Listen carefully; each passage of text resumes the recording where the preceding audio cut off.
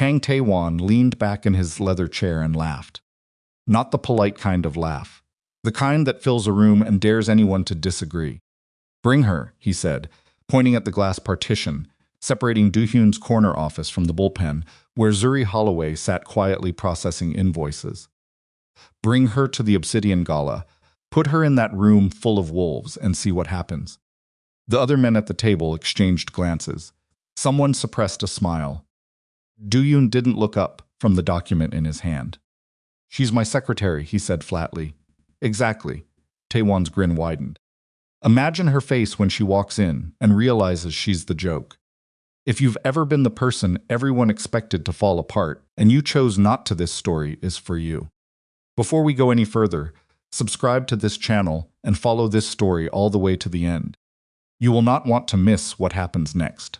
Hit that like button and drop your city or country in the comments. I want to see how far this story travels. Now, let's talk about the night Zuri Holloway walked into a room full of predators and made every single one of them blink first. The Haryong Syndicate did not announce itself. That was the first thing anyone with any sense noticed. 38 floors above Seattle's waterfront, the offices of Haryong Holdings looked like any other mid-size international investment firm. Glass walls, brushed steel, neutral carpeting that cost more per square foot than most people's monthly rent. The lobby receptionist smiled at visitors. The conference rooms smelled like expensive coffee. The quarterly reports, filed punctually with state regulators, were immaculate. Zuri Holloway had worked there for 3 years, and she knew every single lie embedded in those reports. She knew because she was the one who made the numbers behave. She was 30 years old, and from the outside, she looked exactly the way she intended to look: unremarkable. Loose charcoal slacks, an oversized camel-colored cardigan she'd owned for 4 years. Her natural curls pinned back so tightly at the nape of her neck that by mid-afternoon her scalp ached. She wore the same style of conservative flat shoes every day, the kind that communicated nothing about the woman wearing them. She kept her desk clean, her voice low, and her expressions carefully managed. The men around her had concluded, within about a week of her arrival, that Zuri Holloway was sweet, competent, and unremarkable. She let them believe that. Because Zuri understood something those men didn't in an organization built on violence, ego, and the constant jockeying for power, a brilliant black woman who already stood out physically had 2 choices. She could be visible and become a target, or she could learn to disappear. She had chosen to disappear, and for 3 years it had worked. She knew about the offshore routing through the Caribbean holding companies. She knew about the cash flows that didn't match the logistics invoices. She knew which of Do-hyun's lieutenants were skimming and which ones were loyal and which ones were building their own quiet little kingdoms inside his. She knew because she processed the paperwork, and nobody thought to be careful around a quiet secretary in an oversized cardigan. Zuri called it the cardigan theory of survival. The theory was working perfectly. Right up until the Thursday afternoon Taewon walked past her desk, stopped, turned back, and looked at her the way a person looks at something they might find useful for entertainment purposes. She didn't look up. He kept looking. "You still coming in every day wearing the same 3 sweaters?" he said. Zuri's eyes stayed on her screen. "I have several cardigans." Taewon laughed. It wasn't friendly. It was the kind that was designed to confirm something you'd already decided. He glanced through the partition at Do-hyun's office and got the particular look on his face that meant an idea had just arrived, and he was already in love with it. Zuri's stomach tightened. She said nothing. She went back to the spreadsheet she'd been building for 40 minutes. That evening, after everyone had gone, she sat alone at her desk and thought very carefully about that look. The invitation came the following morning, delivered not by Do-hyun directly, but by his assistant, a young man named Paul, who clearly did not understand what he was delivering. He set an envelope on Zuri's desk, with the expression of someone completing an errand. Inside was a formal invitation to the Obsidian Winter Gala. Zuri read it twice. The Obsidian Gala was not a company party. It was not a team-building dinner or a holiday function for the accounting staff. It was the annual gathering where Do Hyunshin's network intermediaries, offshore partners, affiliated operators from 3 different cities dressed in expensive clothes and conducted the kind of business that was never written down. It was a room full of people who had done terrible things and intended to keep doing them, held inside a venue secured by private security teams and attended by invitation only. Zuri had processed the catering invoices for it for 2 years running. She had never been invited. She sat with the envelope in her hands for a long moment. Then she put it carefully in her desk drawer and went back to the spreadsheet. She wasn't finished thinking yet. By noon, she had confirmed her suspicion through 3 separate channels licenses, none of which required her to ask anyone a direct question. She watched Taewon's body language when he passed Do Hyun's office. She listened to the 2-second pause in a conversation between junior staffers that stopped the moment she came around the corner. She noted the way one of the senior men looked at her desk, then quickly looked away with something that might have been guilty amusement. They were expecting her to show up and be a spectacle. Taewon had pitched it as entertainment. Do Hyun, apparently, had been bored or careless enough to agree. Zuri closed her desk drawer. She thought about what her mother had told her once, in a kitchen in Atlanta that smelled like coffee and fried plantains. When Zuri had come home from her first year of college, crying because her economics professor had praised her analysis in class, and 3 male students had laughed when he read her name. Her mother had said, "Baby, you don't get to choose when they decide to look at you. You only get to choose what they see." Zuri thought about that for the rest of the afternoon. By the time she shut down her computer and collected her bag, she had made her decision. If these men insisted on seeing her, they were going to see every single thing she had spent 3 years keeping hidden. She did not own a gown.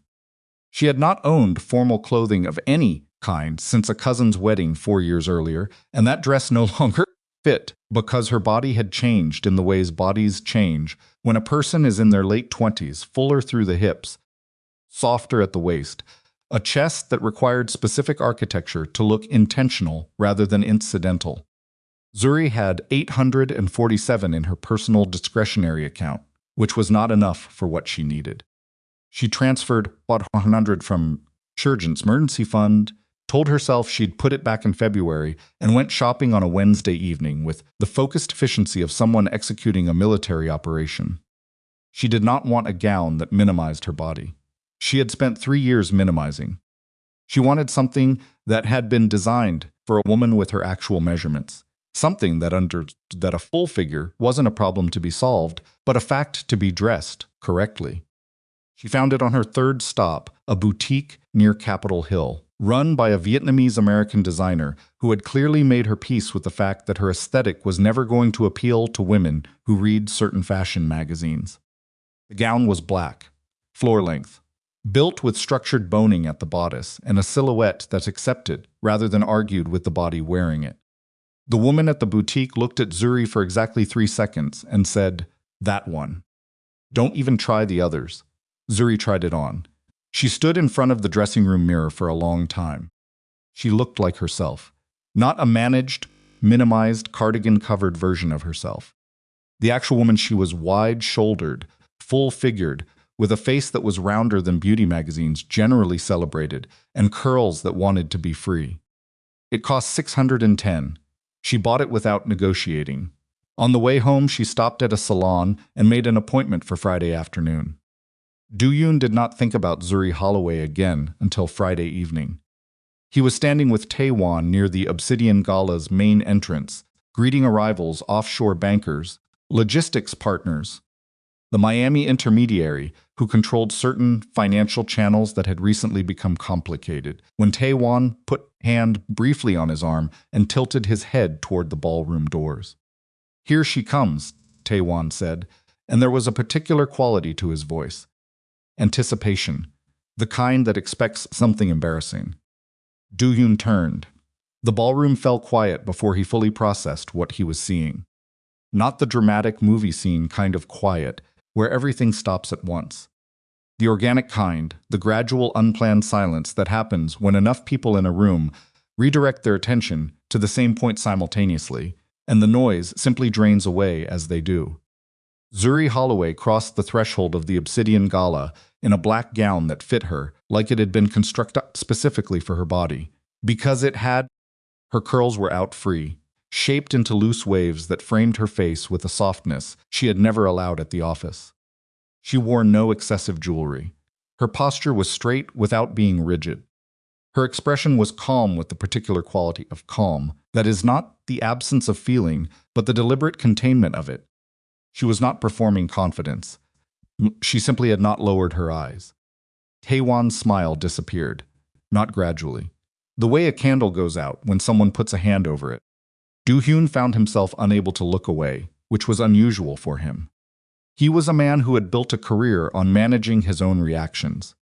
He did not allow himself to be visibly surprised. He did not allow external things to register on his face before he'd had a moment to process them and decide what response was appropriate. He had no managed response ready for this, because he was realizing, standing there with a glass of something expensive going warm in his hand, that he had looked at Zuri Holloway every day for 3 years without once actually seeing her. She moved through the room with a quality that was not quite confidence, and not quite defiance, but something that occupied the difficult territory between them, a person who knows exactly what is happening around her and has decided to walk through it anyway. Taewon recovered first. He stepped forward, clearly intending to intercept her with something cutting. He didn't get the chance. Edmund Rourke was standing near the open bar, nursing his second drink of the evening and looking the way he always looked at these events, like a man who understood he was in a room where the wrong sentence could have permanent consequences, and was managing his anxiety by staying close to the alcohol. Rourke handled offshore routing, Caribbean holding companies, layered shell structures, the kind of financial infrastructure that required someone with both technical competence and the moral flexibility to apply it to Haryong's accounts. He was good at his job. He was also, Zuri had discovered during 14 months of reviewing his invoices, with the quiet attention of someone who has nothing else to do, during a Tuesday afternoon, quietly skimming. Not obviously. Rourke was too careful for obvious. He had built a delayed system into the routing sequences, money held in transit accounts for 48 to 72 hours longer than the transaction required. Long enough to generate fractional interest payments that accumulated in a holding account. Haryong's ledgers didn't see clearly. Across 3 years, that fractional skimming had added up to something in the neighborhood of $300,000. Zuri had found the first discrepancy 8 months ago. She'd spent the following 6 months quietly confirming it. She'd spent the 2 months after that deciding what to do with the information. Tonight she had decided. She approached Rourke without hurrying and without the particular body language that signals bad news approaching, which meant he was already mid-sip before he registered her presence and made the connection between who she was and why her presence here might represent a problem. "Mr. Rourke," she said. He managed a smile. "Miss Holloway, I didn't know you'd be.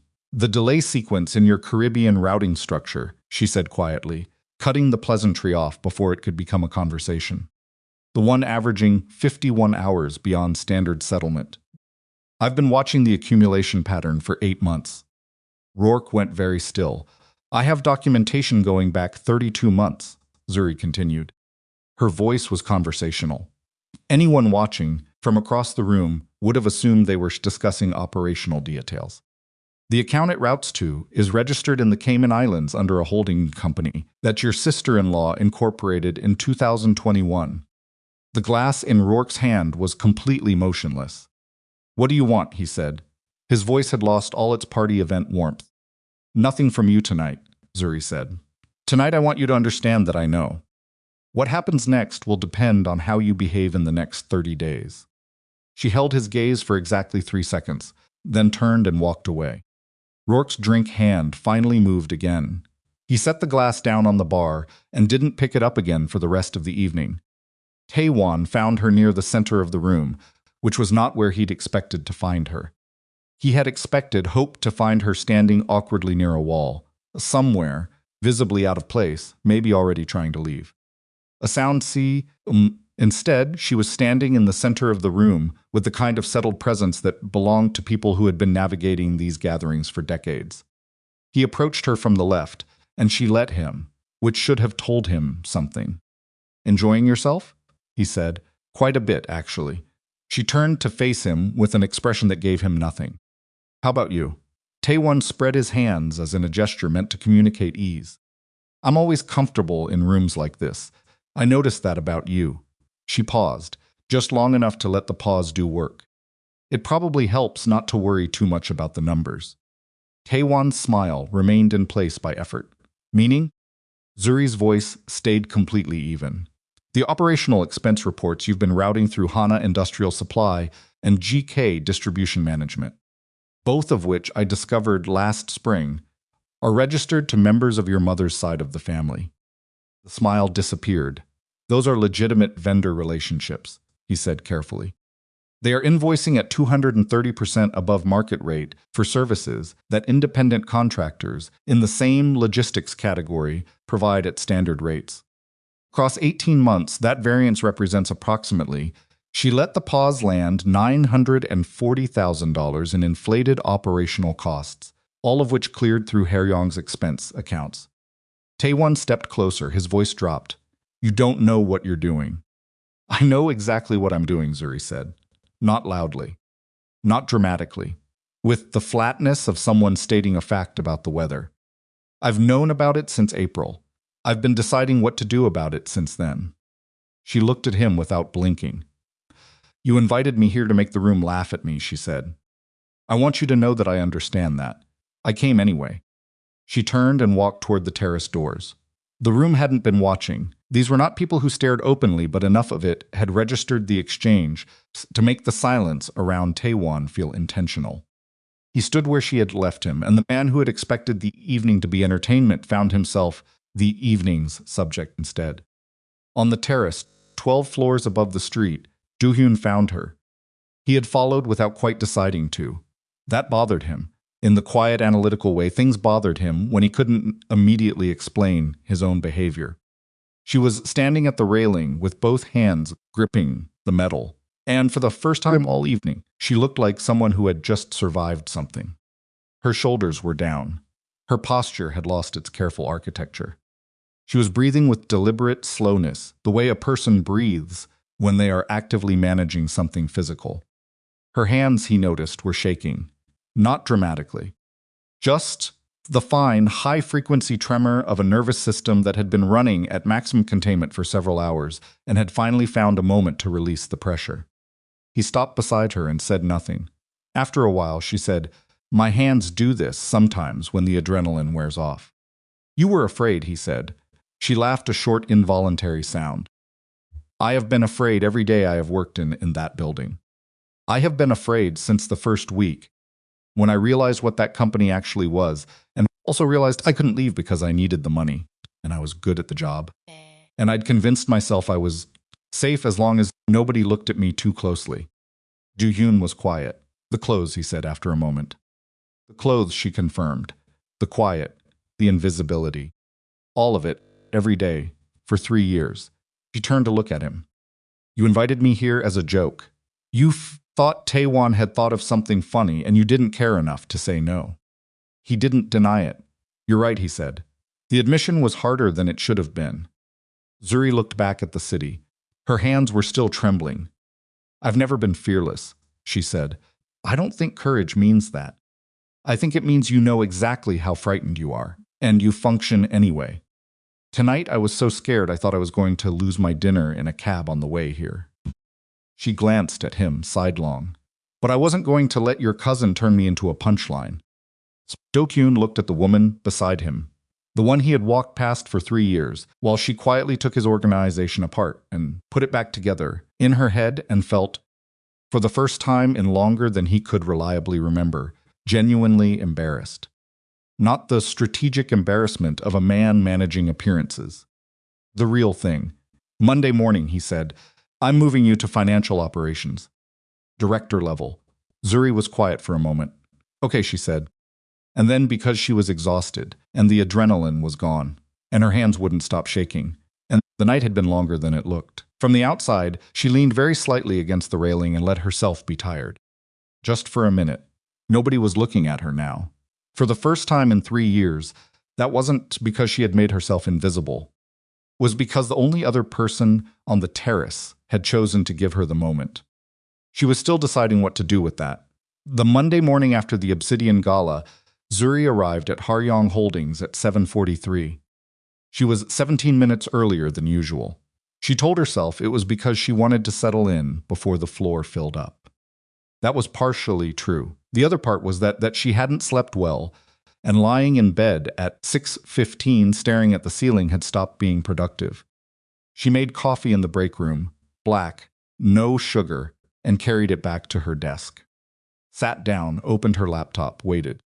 The promotion paperwork hadn't come through. Yet it was Monday. It was early. She hadn't expected it to materialize over the weekend. But she knew Do-hyun had said it, and Do-hyun was not a man who said things he didn't intend to follow through on. That was one of the few qualities she genuinely respected about him. He was precise with his words because he understood that imprecision was a liability.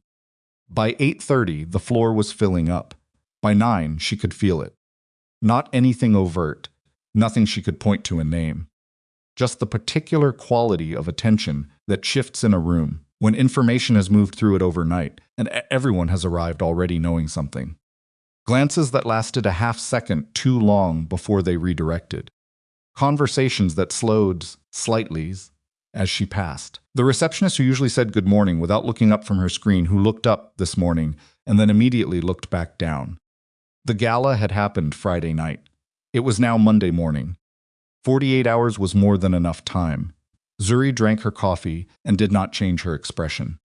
At 9:17, Paul appeared at her desk with a manila folder and the slightly uncomfortable energy of someone delivering a document whose contents he was aware of and had feelings about. "From Mr. Kang," he said and set it down. Zuri opened it. "Director of Financial Operations, Haryong Holdings." Effective immediately. Reporting structure, compensation, scope of authority, all of it, laid out in clean corporate language on Haryong letterhead. Her new office was listed as Suite 3802, corner unit, the one with the north-facing window that looked out over the Sound. She read it through twice. Then she closed the folder, picked up her coffee, and walked down the hall to Suite 3802 to see what she was working with. The office was empty. Previous occupants' furniture still in place, a broad walnut desk, 2 leather chairs positioned for meetings, a glass-fronted bookshelf that held nothing but air. The north-facing window was exactly as described. The Sound was flat and gray under a low November sky. Zuri stood in the center of the office for a moment. Then she went back to her old desk, packed her personal items into a tote bag, a spare phone charger, a small plant she'd kept alive for 2 years through sheer stubbornness, 3 pens, a worn leather notebook, and carried them down the hall. She set the plant on the corner of the walnut desk. She sat down. She opened her laptop. She got to work. Taewon arrived at 10:15. She heard him before she saw him, his voice in the hallway, clipped and carrying, talking to someone she couldn't identify through the closed door. Then the door opened without a knock. He stood in the frame, looked at her behind the desk, looked at the plant, looked back at her. "I thought Paul was confused," he said. "Paul wasn't confused," Zuri said. She didn't look up from her screen. Taewon came inside. He didn't sit in either of the chairs positioned for visitors. He moved to the side of the desk, which was deliberate. It was a positional choice, designed to keep her from being able to fully face him without turning in her chair. A small dominance gesture, so habitual he probably didn't know he was doing it. Zuri knew he was doing it. She swiveled her chair to face him anyway. Fully, without hurrying. "My cousin is being impulsive," Taewon said. His voice was controlled, but the control was the kind that requires effort, which meant the thing underneath it was not controlled at all. "He's embarrassed about Friday. He's making a decision based on a feeling instead of a calculation." "He made a calculation," Zuri said. "You're just not the variable he optimized for." Taewon's jaw shifted. "You're a secretary. I was a secretary." Currently, I'm the director of financial operations, which means I have authority over the accounts you have been running through Hana Industrial and GK Distribution. She let that sit for exactly one beat. I'd like to schedule time this week to go over those relationships in detail. I'm available Thursday at 2. The silence in the room had weight. Taewon looked at her with the specific expression of a man recalibrating, not backing down, not accepting, but acknowledging that the situation had edges he hadn't anticipated. "You think this is permanent," he said. "I think Thursday at 2 works well for my schedule," Zuri said. "Does it work for yours?" He left without answering. She turned like green wood splitting. She turned back to her self in exactly 10 seconds of sitting very still before she went back to the spreadsheet she'd been building since 7:43 that morning. Her hands were not shaking this time. Progress. The rest of the week moved like a controlled burn. Taewon did not show up for Thursday at 2. He sent a proxy instead, a senior operations manager named Davis, who arrived with a prepared summary of the Hana Industrial and GK Distribution vendor relationships that was superficially thorough and practically useless. The numbers were there. The justifications were assembled. Everything about the document communicated, "We knew you were going to ask, and nothing about it communicated here is the actual truth." Zuri thanked Davis for the summary, told him she'd be in touch, and began requesting the underlying documentation. Not the summaries, the raw invoices, the contracts. The payment records going back 30 months. Davis told her some of those records were archived and would take time to retrieve. Zuri said she understood and gave him a deadline. The deadline was tight enough to communicate intent without being openly aggressive about it. She had learned that from 3 years of watching Do-yoon manage people, the most effective pressure was the kind that felt administrative rather than threatening, because it gave the person receiving it no obvious way to object without revealing that they had something to protect. On Friday afternoon, Do-yoon appeared in her doorway. He did this without announcement, the way he moved through most spaces, not trying to be quiet, just naturally occupying rooms without making a production of his arrival. He was in a dark suit with the jacket on, which meant he'd either come from a meeting or was heading to one, and he carried nothing, which meant this was not a scheduled conversation. "How's the week?" he said. It wasn't really a question. "Productive." Zuri leaned back in her chair slightly. "Taewon didn't come to Thursday's meeting. I know. The documentation I requested hasn't arrived. I know that too." She studied him for a moment. He looked tired in the specific way that came not from sleep deprivation, but from managing too many things at once, the slightly tighter set of his mouth, the way his attention moved around her office rather than settling. "He's talking to people," Do-yoon said. "I figured. Which people specifically, I'm still working out." He moved to the window and looked at the sound. The water was the same flat gray it had been all week. "He's not going to accept this quietly." "I'm not asking him to accept it quietly," Zuri said. "I'm asking him to produce his vendor documentation by close of business next Friday." "Those are different things." Do-hyun turned from the window. He looked at her with an expression she couldn't fully read, which was unusual, because she had become fairly good at reading him over 3 years of working in his orbit. "You're not afraid of him," he said. "I'm afraid of him," Zuri said. "I've been afraid of him since about 3 weeks after I started this job and realized what kind of man he was. Fear is not the issue." She picked up her pen and tapped it once against the desk. "The issue is whether being afraid stops me from doing what needs to be done." And it doesn't so. Do-hyun watched her for another moment. Then he said Miami may be a problem. Zuri's hand stilled on the pen. "Calderon," she said. 12 million got caught in his routing network last month. He's been stalling the release." Do-hyun's voice was even, but evenness was how he communicated things that bothered him. "He says he doesn't recognize the change in financial authority. He's requesting a meeting with Haryong's new financial architect." The way he said "new financial architect" communicated clearly that Calderon had used the phrase with irony. Or something worse than irony. Zuri set down the pen. "He's testing whether you'll send me," she said. "He's testing whether I'll fold and send someone he considers legitimate instead." She was quiet for a moment. Mateo Calderon. She knew the name from the offshore routing records, knew the Miami address, knew the approximate scope of his network, and the fact that 12 million of Haryong's money was currently sitting inside it not moving. When does he want the meeting? She asked. He named next week. Miami. Yes. Zuri thought about the $12 million.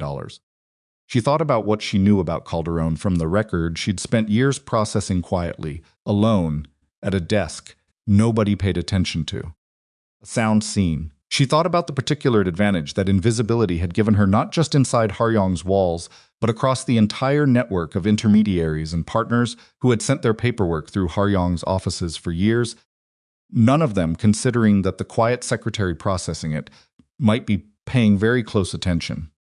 I'll go, she said. Do-hyun was quiet. I'll go with you, he said. It wasn't negotiable. She could hear that. She also heard something underneath it that was less about control and more about something else. Something she wasn't ready to name yet and didn't have time to examine carefully. Okay, she said. The weekend was not restful. Zuri spent most of Saturday building the Calderon file, not from new research, but from the meticulous records she'd been keeping in a personal encrypted drive since her 14th month at Haryong. She had a habit developed early and maintained carefully of noting anomalies she encountered in the course of her regular work. Not because she had a plan for them, just because she was the kind of person who noticed things and wrote them down. And 3 years of noticing things in Haryong's financial ecosystem had produced a document that was, by now, quite comprehensive. Calderon appeared in it 47 times. She read through every entry. Then she read through the offshore routing records again, specifically the Panamanian registrations, specifically the corporate filings from 2020 onward, specifically the transfer records for a holding company called Meridian Coastal Partners, which was registered in Panama City and which bore, if you looked closely enough at the original incorporation documents, the name of a man named Felipe Calderon, who was Mateo Calderon's younger brother. Meridian Coastal Partners had received, in the past 14 months, a series of wire transfers that corresponded, in timing and approximate amount, to transactions that should have cleared fully to Calderon's primary clients. Zuri sat with this for a long time. Then she made herself dinner, ate it standing at her kitchen counter because she'd forgotten to sit down, and went back to her laptop. By Sunday evening, she had what she needed. She wasn't certain what she was going to do with it yet. That depended on Calderon, on how the meeting went, on a dozen variables she couldn't predict from a kitchen in Seattle on a gray November Sunday. But she had it, and having it made a difference. Monday arrived with a new problem. Zuri was in a meeting with Haryong's external auditors, a quarterly review that was part of the company's legitimate business facade, when her phone vibrated twice in her jacket pocket. She didn't look at it during the meeting. When the auditors left at 11:30, she checked it. 2 messages from a number she didn't recognize, sent from what appeared to be a prepaid device based on the carrier header. The first said, "You should think carefully about what you're doing." The second said, "People who reach too far have a habit of losing their footing." Zuri read both messages. Then she photographed her phone screen with her personal laptop's camera, saved the images to her encrypted drive, and deleted the messages. She sat for a moment. Then she forwarded the photographs to a single recipient, not Do-hyun, not Paul, not anyone inside Haryong, but a former college roommate named Jess, who worked as a paralegal at a firm in Chicago and who had agreed, in a conversation 3 years ago that had been half serious at the time, to hold on to certain information for Zuri in the event that certain things happened. Jess texted back in 4 minutes, "Got it. You okay?" Zuri typed, "Yes. Keeping you updated." She put her phone in her pocket and went to her next meeting. Taewon made his move on Wednesday. She found out about it sideways. The way she found out about things, not through direct confrontation, but through the network of small observations she had been building for 3 years. A shift in tone from one of the junior financial analysts, who usually said good morning with a certain uncomplicated friendliness, and who on Wednesday morning said good morning with something careful layered underneath it. A meeting that appeared on Do-hyun's calendar at 11 that she hadn't been told about, and that included 4 of Haryong's senior operational captain's men who controlled territory, personnel, and physical operations, as opposed to the financial and logistics functions Zuri now oversaw. She did not ask Paul about the meeting. She waited. At 2:15, Do-hyun appeared in her doorway. He had the particular flatness in his expression that she had come to understand meant something had required him to manage his reaction carefully. He came in and closed the door behind him. "He's been telling them you're a liability," Do-hyun said. No preamble. "I know. He's framing it as a security concern. That you have access to financial records across the entire organization, and that you're not his word, vetted." Zuri leaned back in her chair. "What did they say?" "Ramos and Park held. Choi and Whitmore are considering. 4 men. 2 holding, 2 wavering." She processed that. "What did you say?" she asked. Do-hyun looked at her steadily. "I said that the woman who walked into the Obsidian Gala and took Edmund Rourke apart in 3 sentences without raising her voice had demonstrated more operational competence in one evening than most. People on his team had demonstrated in the past year." Zuri was quiet for a moment. "Did that land?" Choi respected it. "Whitmore less so." Do-hyun moved to the chair across from her desk and sat something he had not done before in this office. It was a small shift, but she registered it. "Taewon is not going to stop." "I know. He sent the messages to your phone." She looked at him. He met her eyes without flinching. "I had them traced," he said. "It was a prepaid purchased in cash at a convenience store in Belltown. Taewon's driver was on camera at that store on Monday morning." Zuri absorbed this. "You've been watching." "I have resources for watching," he said it without apology. "I should have been using them more carefully a long time ago." The admission was not quite an apology. It was something more functional than an apology, an acknowledgement of a tactical failure, and a statement that the failure was being corrected. She appreciated it more than she would have appreciated sorry. "What does he want?" she said. "Ultimately, not the proximate thing. Actual thing." Do-hyun was quiet for a moment. "Me gone, or under his control. And with me in financial operations, he can't move money the way he's been moving it." "Correct." Zuri thought about the vendor documentation that still hadn't arrived. The deadline she'd set was still 3 days out, but she had already known it wasn't coming. The delay itself was information, confirming what she already suspected about the scope of what Taewon was protecting. "I need more time," she said. "Not with Taewon, with his accounts. I've been building the picture for months, but I need access to the discretionary funds he controls directly. I need the underlying records, not the summaries. I can get you access, without him knowing I have it." Do-hyun looked at her. "That's harder," he said. "I know. Can you do it?" He thought about this for long enough that she could see him actually thinking, not performing consideration, but genuinely running through logistics. "Yes," he said. "It'll take a few days, and it has to look administrative. A system-wide audit trigger, something that pulls the records as part of a routine function rather than a targeted request." "That works." He nodded. Neither of them said anything for a moment. Outside the window, the sound had gone from flat gray to something darker, a storm system, moving down from the north, the water starting to texture under the wind. "Miami is Thursday," Do-hyun said. "I know, you're ready." It wasn't a question exactly, but it wasn't certainty either. It was the slightly different thing, a check, an offer to have the conversation if the conversation needed to happen. "I'm ready," Zuri said. She was not entirely sure that was true. But she had learned that the gap between ready and not ready was often smaller than it felt from the inside, and that functioning through the gap was the only available strategy. Do-hyun stood, straightened his jacket, moved toward the door. He stopped with his hand on the frame. "The night of the gala," he said without turning around. "When you came through those doors, I want you to know that the silence in the room, that wasn't pity. That wasn't discomfort." He paused. That was recognition. People recognize a certain kind of person when they see one. It just usually takes them a moment to process what they're looking at. He left before she could respond. Zuri sat with that for a while.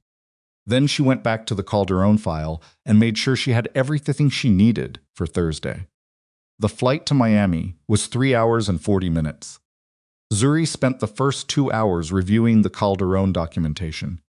Do-hyun spent the first 2 hours on calls, his voice low and precise in the seat beside her, handling the layered operational details of running a criminal organization that was simultaneously trying to manage a lieutenant in open defiance, a major offshore partner holding $12 million hostage, and an internal audit process that couldn't afford to look like what it was.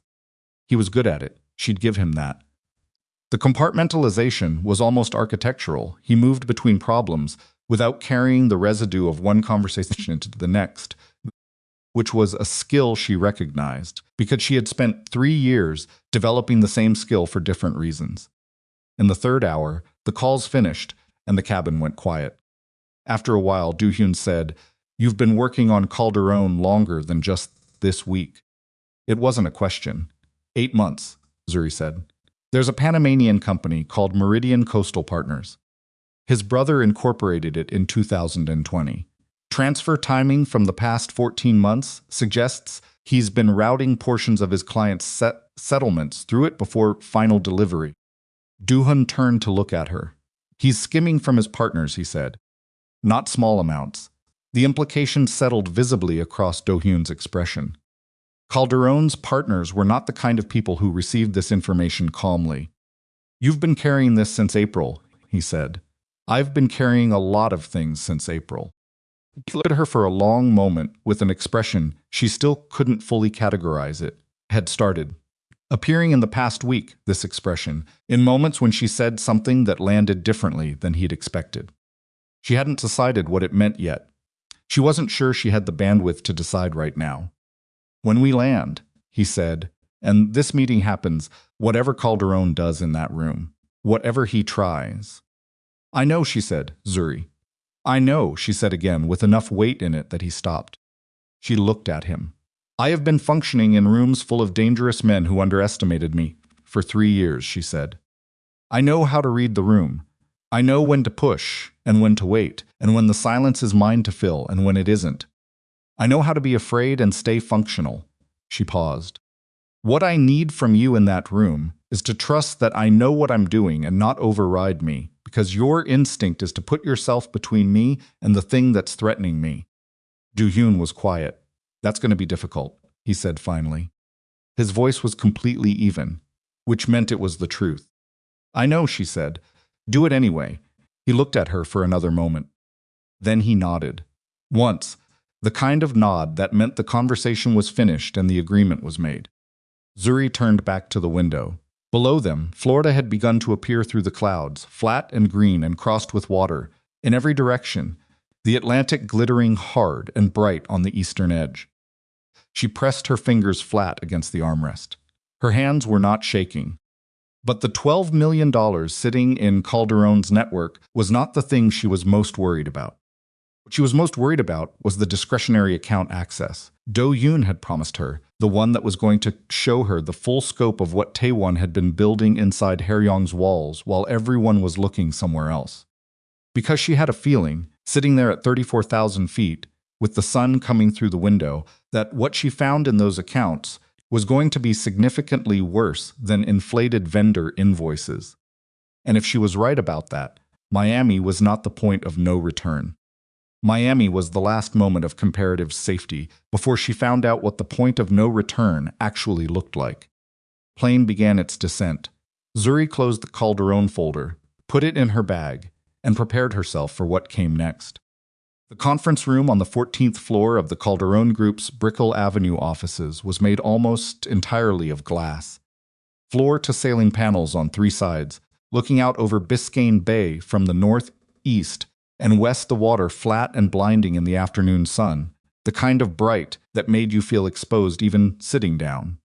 The fourth wall was solid concrete, painted the particular shade of off-white that expensive minimalism favored. The table was long and black and reflected everything placed on it like a still pool.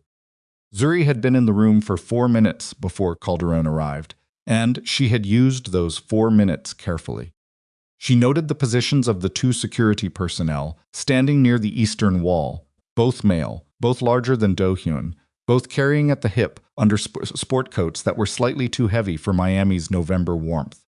She noted the camera mounted in the northeast corner, its angle covering most of the table. She noted the single door, which was the door they had entered through, and the emergency exit panel on the north wall that was almost certainly alarmed. She set her folder on the table directly in front of her chair. Not to the side, not within a stack of other materials. Directly in front of her, centered, so that the first thing Calderon saw when he sat down across from her was a thin manila folder with nothing written on the cover. Duyan sat to her right. He had said nothing since they cleared security. He was doing what she had asked him to do on the plane, holding still, holding back, letting her have the room. She could feel the effort it cost him. It came off him like heat. Mateo Calderon entered at 3:04. He was 51, broad through the shoulders, with gray beginning at his temples and a suit that cost considerably more than Zuri's gown from the Gala. He walked into the room the way men walked into rooms, when they expected the room to rearrange itself around them, not hurrying, not performing ease, just moving with the settled certainty of someone who had never needed to wonder whether the space belonged to him. He looked at Do-hyun first. Then he looked at Zuri. His expression did not change, which was itself a kind of change, the micro-adjustment of a man recalibrating while keeping his face neutral. He sat. "Miss Holloway," he said. His English carried the particular flatness of someone who had worked for years to sand the accent from it. "I've heard your name recently. I've known yours for considerably longer," Zuri said. Calderon's mouth curved slightly. Not a smile. The movement a mouth makes when it's whether a smile is the appropriate response. "The transfer delay," he said. "I understand that's the topic." "One of them," Zuri said.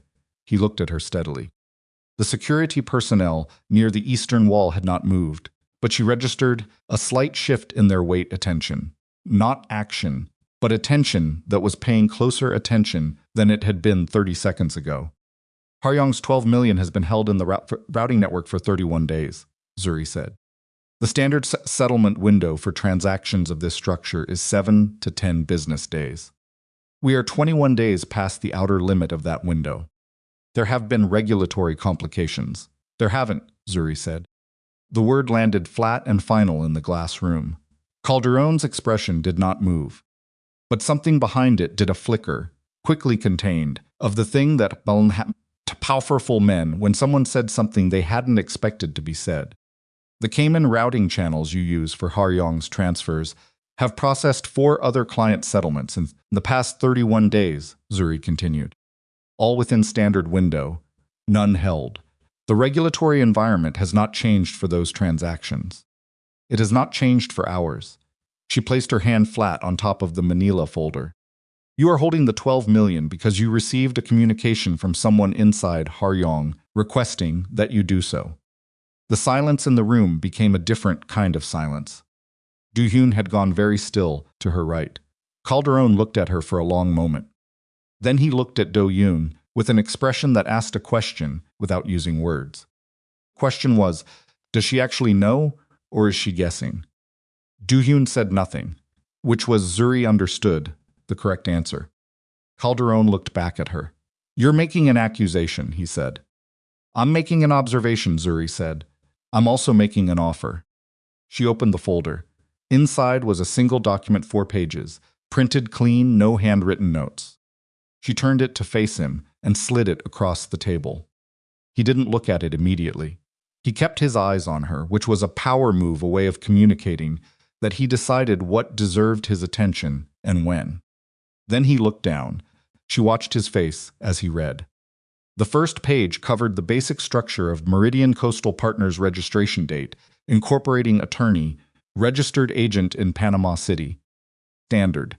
The second page was the transfer records. 14 months of transactions, timing mapped against corresponding client settlements, the gap amounts calculated in a column on the right side. The third page was the total. The fourth page was a list of Calderon's primary partners, the names of the organizations, whose settlements had been shorted with the corresponding amounts highlighted. Calderon read through all 4 pages without speaking. Then he set the document down. He placed both hands flat on the table, which Zuri noted, because it was the same gesture she had made, and she hadn't made it by accident. 3 minutes, she said. Release Haryong's 12 million. Complete the transfer today, and this document stays in this folder. And if I say no, then this document reaches the people whose names are on page 4. Zuri held his eyes. By this time tomorrow, the security personnel by the eastern wall had both shifted their weight forward now. Not dramatically, but enough. Do Hyun's breathing, beside her, had changed slower, more deliberate, the controlled breathing of someone who was ready to move and was choosing not to. Calderon looked at her for a long time. Then he reached into his jacket pocket and took out his phone. He made a call. 3 sentences in Spanish, none of which Zuri spoke fluently, but all of which she had prepared for by spending 2 hours the previous evening with a translation app and a list of the specific banking terminology she expected to hear. She caught enough. He ended the call and set the phone on the table. It will clear by end of business today, he said. Zuri closed the folder. Thank you for your time, she said. She stood. Do-hyun stood. The security personnel by the wall did not move to stop them, which meant Calderon had communicated something to them that Zuri hadn't caught. Or they were reading the situation enough to understand that the moment for intervention had passed. They walked out. The lobby of the Calderon building was all marble and recycled air and the particular silence of a space designed to communicate seriousness. Zuri walked through it with her folder under her arm and her spine straight and her face composed, and she maintained all of that until they were through the revolving door and onto the sidewalk, and the Miami heat hit her like a hand pressed flat against her chest. She stopped walking. Do-hyun stopped beside her. She stood on the sidewalk outside the Calderon Group's Brickell Avenue offices for approximately 15 seconds, not moving, while the city went on around her. Then she sat down on the low concrete planter behind her and put her head in her hands. Not crying, just stopping. The way a machine stops when you finally cut the power and let it wind down from whatever speed it had been running at. Do-hyun sat beside her on the concrete planter. He didn't say anything. After a while, she said, "My heart has been beating at approximately 200 miles an hour since we cleared security." "I know," he said. "Mine too." She looked at him sideways. He was looking straight ahead at the street, and he said it with the matter-of-fact quality of someone reporting a weather condition. "You were ready to move," she said. "Yes. You didn't. You asked me not to." She looked at him for a moment. "Thank you," she said. He nodded once. They sat on the concrete planter outside the Calderon building in the Miami heat for another 2 minutes, not talking, while Zuri's nervous system gradually remembered that the immediate threat had passed and it was permitted to operate at a lower register. Then her phone buzzed. She looked at it. It was an automated notification from Haryong's financial system, a system flag indicating that access to the discretionary account records she'd been requesting had been granted. Effective as of 40 minutes ago. The system-wide audit trigger Do-hyun had processed. She had access. She looked at the notification for a moment. "The account access came through," she said. Do-hyun glanced at the phone. "Back at the hotel. We'll look at it back at the hotel." She put the phone in her pocket. They stood up and started walking toward the car. The hotel was 12 minutes from the Calderon building. Zuri spent the ride with her phone in her lap and her eyes on the window, watching Miami pass the particular color of the light here, the flat, palm-lined streets, the way the water appeared and disappeared between buildings. She was thinking about the account access notification. She had expected to feel relieved when it came through. Instead, she felt something else, a low, humming unease that she couldn't quite locate. Like the feeling of having forgotten something, or left a door unlocked, or missed a line in a document that she'd read too quickly. She told herself it was the aftermath of the Calderon meeting. She told herself she was tired. Both things were true. Neither of them was the source of the feeling.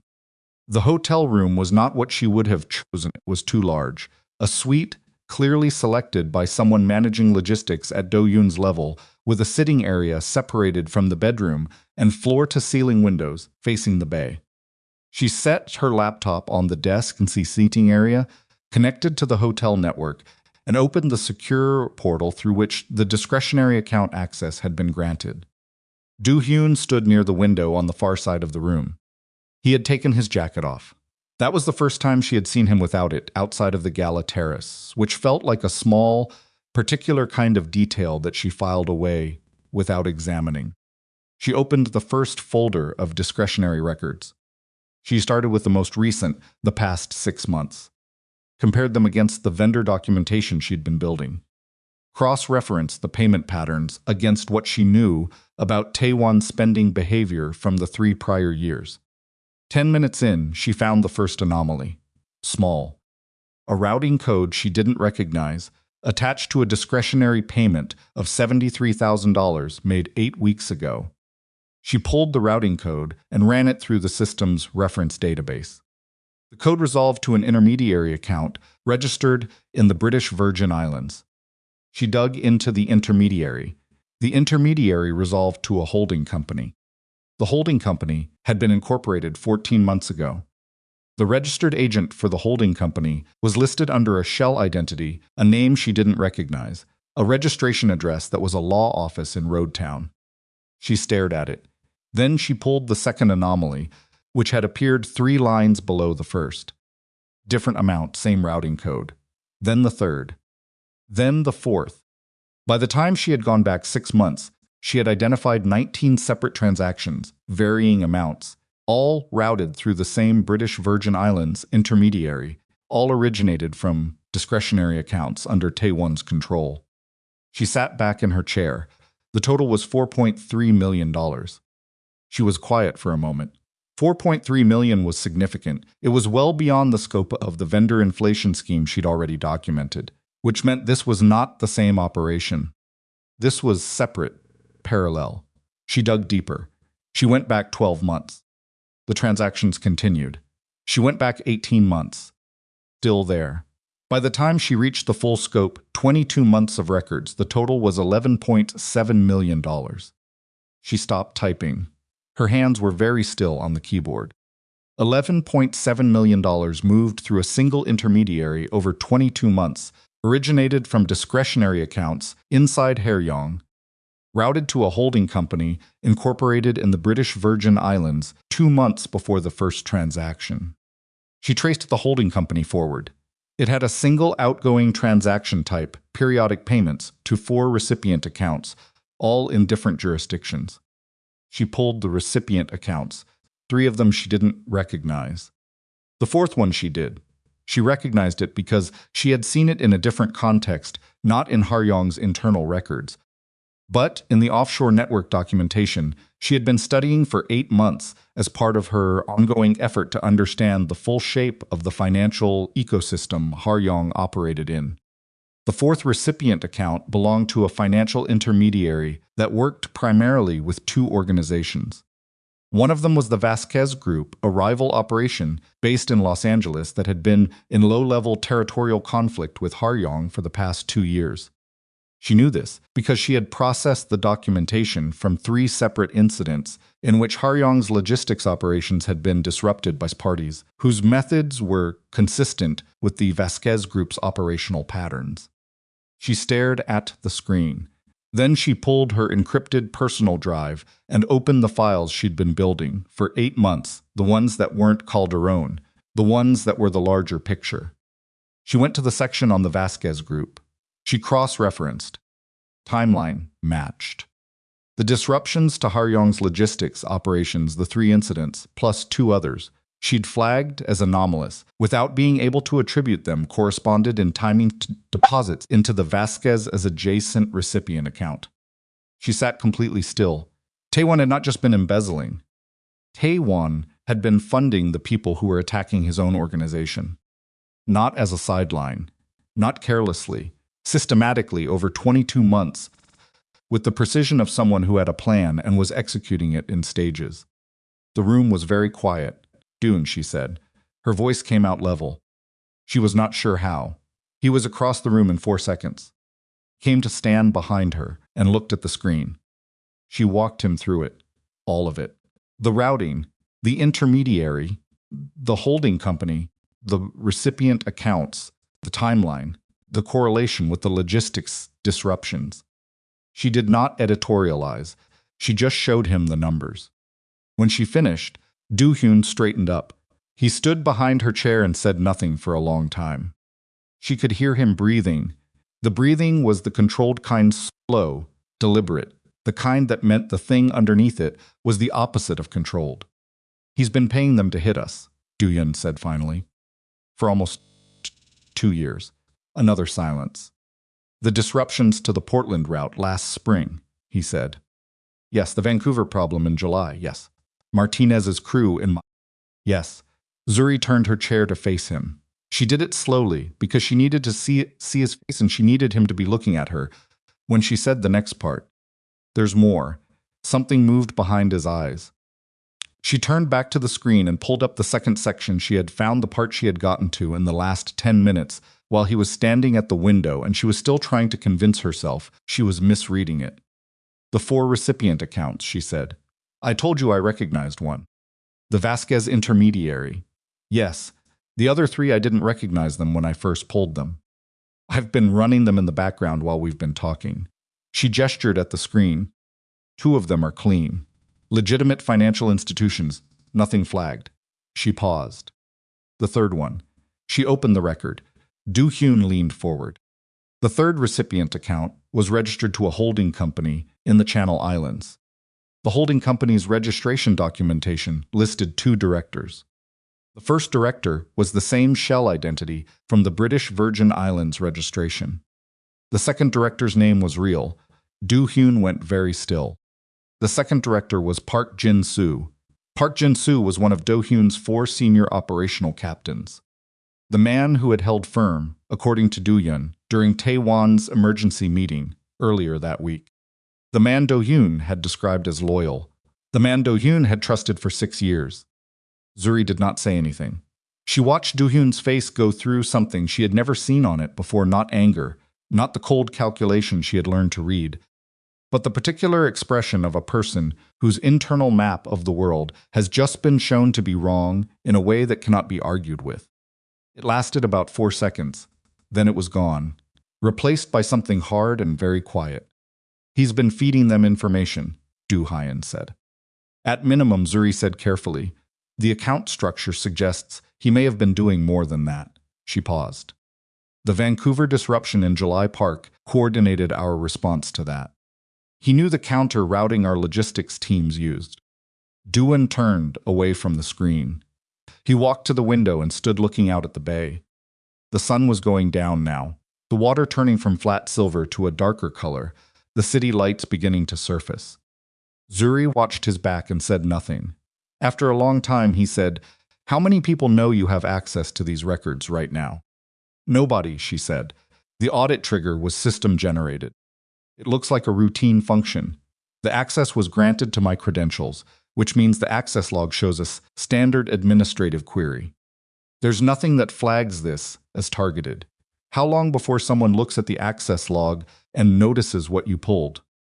Zuri thought about it. "Depending on who's monitoring, a few days, if nobody's paying attention. Sooner if someone is watching my credentials, specifically." Do-hyun turned from the window. "Taewon knows we're in Miami," he said. "Yes. He knows we're away from Seattle. Yes, and if Park has been feeding them operational intelligence." He stopped. Zuri had already gotten there. She had gotten there about 30 seconds after she found Park's name on the account registration, which was why her voice had sounded level when she called Do-hyun over, but her hands had been pressing flat against the desk to keep them still. Splitting. If Taewon had been systematically funding and informing a rival organization for 22 months, and if he had a senior captain on the inside who had been helping him do it, then the operation had a specific shape. It was not opportunistic. It was not a man skimming money and hedging his bets. It was a coordinated dismantling, executed in stages designed to weaken Do-hyun's position sufficiently before a move was made. And Do-hyun had just left Seattle, with her, leaving the organization in the hands of 3 captains, one of whom was Park Jin-soo. "We need to go back," Zuri said. "Yes, tonight. I'm already calling the plane." He had his phone out. He moved toward the bedroom, talking quietly, and she heard the efficient clipped sentences of a man activating resources. Zuri turned back to her laptop. She began copying the relevant files to her encrypted personal drive, not just the records she'd pulled tonight, but everything. The 8 months of background documentation, the Calderon files, the vendor inflation data on Taiwan, the transfer records, all of it. She moved with the focused speed of someone who understands that the window for doing this carefully is closing. While she copied, she thought. The plan she had built, the methodical one, the careful one, the one that took Taiwan apart, using documentation and due process, and the clean authority of financial records, that plan had assumed time. It had assumed a controlled environment. It had assumed that the threat was primarily financial, and that financial tools were sufficient to manage it. The plan was no longer viable, because a financial scheme could be dismantled with paperwork and patience. But a coordinated internal coup with an operational captain as an inside partner and a funded rival organization as external pressure, that was something different. That required a different response. And Zuri did not have a different response ready. She had spent 3 years learning to be invisible. Then she had spent 3 weeks learning to be visible in a controlled way on her terms, in rooms she'd prepared for, with information she'd gathered and timed herself. What was coming now was none of those things. What was coming was the moment when the careful, methodical, information-first approach she had built her entire survival strategy on would meet something that didn't nonsense to information, because it had already decided that information wasn't the point. The point for Taiwan had never been money. The money was instrumental. The embezzlement, the vendor schemes, the payments to the Vasquez adjacent account, all of it was infrastructure. The actual objective was control, and he had been building toward it for 22 months, while everyone around him was looking at the wrong thing, including her. That landed hard. She had been proud of what she'd found. She'd been building the financial picture for 8 months, and she'd felt the particular satisfaction of someone who has been paying attention when everyone else was looking away. But she had been looking at the financial layer, the skimming, the vendors, the offshore routing, while the actual architecture of what Taiwan was building existed one level deeper. Sound Scene Woods in the Operational Intelligence Park had been feeding out and the disruptions that intelligence had enabled. She had been watching the money. She should have been watching the damage. The laptop finished copying. She closed it, pulled the drive, put it in the inner pocket of her jacket. Du-Yun came back into the sitting area. "Car is 12 minutes out," he said. "Wheels up in 45. Okay, she stood. She picked up her bag. She looked at him. He was already looking at her with the particular expression she had started to recognize, the one that appeared when the situation had exceeded the prepared-for category, and he was operating on something more fundamental than planning. "When we land," she said, "I need you to not move against Park immediately." Du-Yun's jaw tightened. "I need time to build the complete picture before anyone moves against anyone," she said. "If Park disappears or goes quiet before I have the full record assembled, we lose the documentation trail that connects him to Taiwan's network. We need that documentation. Without it, Taiwan walks away with deniability. And if Park moves against us before we're ready." Zuri picked up her laptop bag. "Then we're in a different kind of fight," she said. "And we deal with it." Du-Hyun looked at her for a moment. Then he picked up his jacket from the chair by the window and put it on with the precise, unhurried movements of a man who had learned long ago that panic was a resource drain he couldn't afford. They left the room. In the elevator going down, Zuri stood with her hand in her jacket pocket, her fingers wrapped around the encrypted drive. $11.7 million. 22 months. One trusted captain. One rival organization. One cousin who had been patient enough and smart enough to build all of this quietly while wearing the face of a man who was simply difficult and ambitious and occasionally cruel. She had walked into Haryong 3 years ago and chosen invisibility as her survival strategy. Taiwan had chosen invisibility too, a different kind, built from performance and misdirection, designed not to protect himself from the room, but to protect his plan from everyone in it. She understood, standing in that elevator with the drive in her hand and the Miami lobby rising to meet her, that she was not dealing with a man who had gotten greedy and sloppy. She was dealing with a man who had been playing a longer game than she had. And the only way forward now required her to become something she had spent 3 careful years avoiding. Not invisible, not even visible on her own terms. Dangerous. The elevator doors opened. They walked out into the lobby and toward the waiting car, and above them, the Miami sky had gone fully dark. And somewhere behind them, on the 14th floor of the Calderon, building the $12 million was clearing into Haryong's accounts, and none of that felt like a victory anymore. It felt like the last quiet moment before something broke open that could not be closed again. The plane landed at SeaTac at 2:17 in the morning. Seattle in November at 2 in the morning was cold in the specific way that got into your collar and stayed there, and the tarmac was wet from rain that had stopped an hour ago but left everything reflective and dark. Zuri walked from the plane to the waiting car with her jacket zipped and her laptop bag over one shoulder and the encrypted drive still in her inner pocket pressed against her ribs through the fabric. Do-hyun was on the phone before the plane's door finished opening. He had been on the phone for most of the flight, back, not continuously, but in the careful intervals of a man who understands that calls can be monitored and that the information he needed to communicate had to be moved in pieces through channels he trusted, using language that conveyed meaning without stating it. She had watched him work across the aisle and thought about the mechanics of running an organization where the tools of normal communication had become vectors of exposure.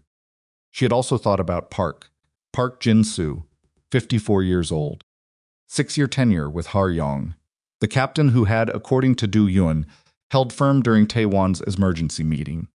The man whose name appeared as director on a Channel Islands holding company that had been receiving payments from Taewon's discretionary accounts for 22 months. She had run him through every record she had access to during the flight. His financial profile was clean on the surface, the kind of clean that required maintenance, which was itself a data point. His operational history inside Haryong showed a pattern of being assigned to the precise functions that gave him maximum visibility into Do-hyun's logistics network without ever being in a position where his individual decisions could be cleanly traced to outcomes. He had been positioned carefully, which meant someone had positioned him. Or he had positioned himself, which was worse, because that required a longer and more patient intelligence than she had initially attributed to Taewon's operation. The car moved through the empty, wet streets toward the Haryong building. Do-hyun ended his last call and sat in silence for a moment. "Ramos is clear," he said. "I'm confident in that." "How confident?" "As confident as I am in anything right now." He looked at her. "Whitmore, I'm less sure about. Not because of anything specific instinct." "Instinct has a track record," Zuri said. "It's not evidence." "No, but it's a starting point." She shifted the laptop bag on her lap. "We need to know before morning what Taewon knows. Specifically, does he know we found the account records?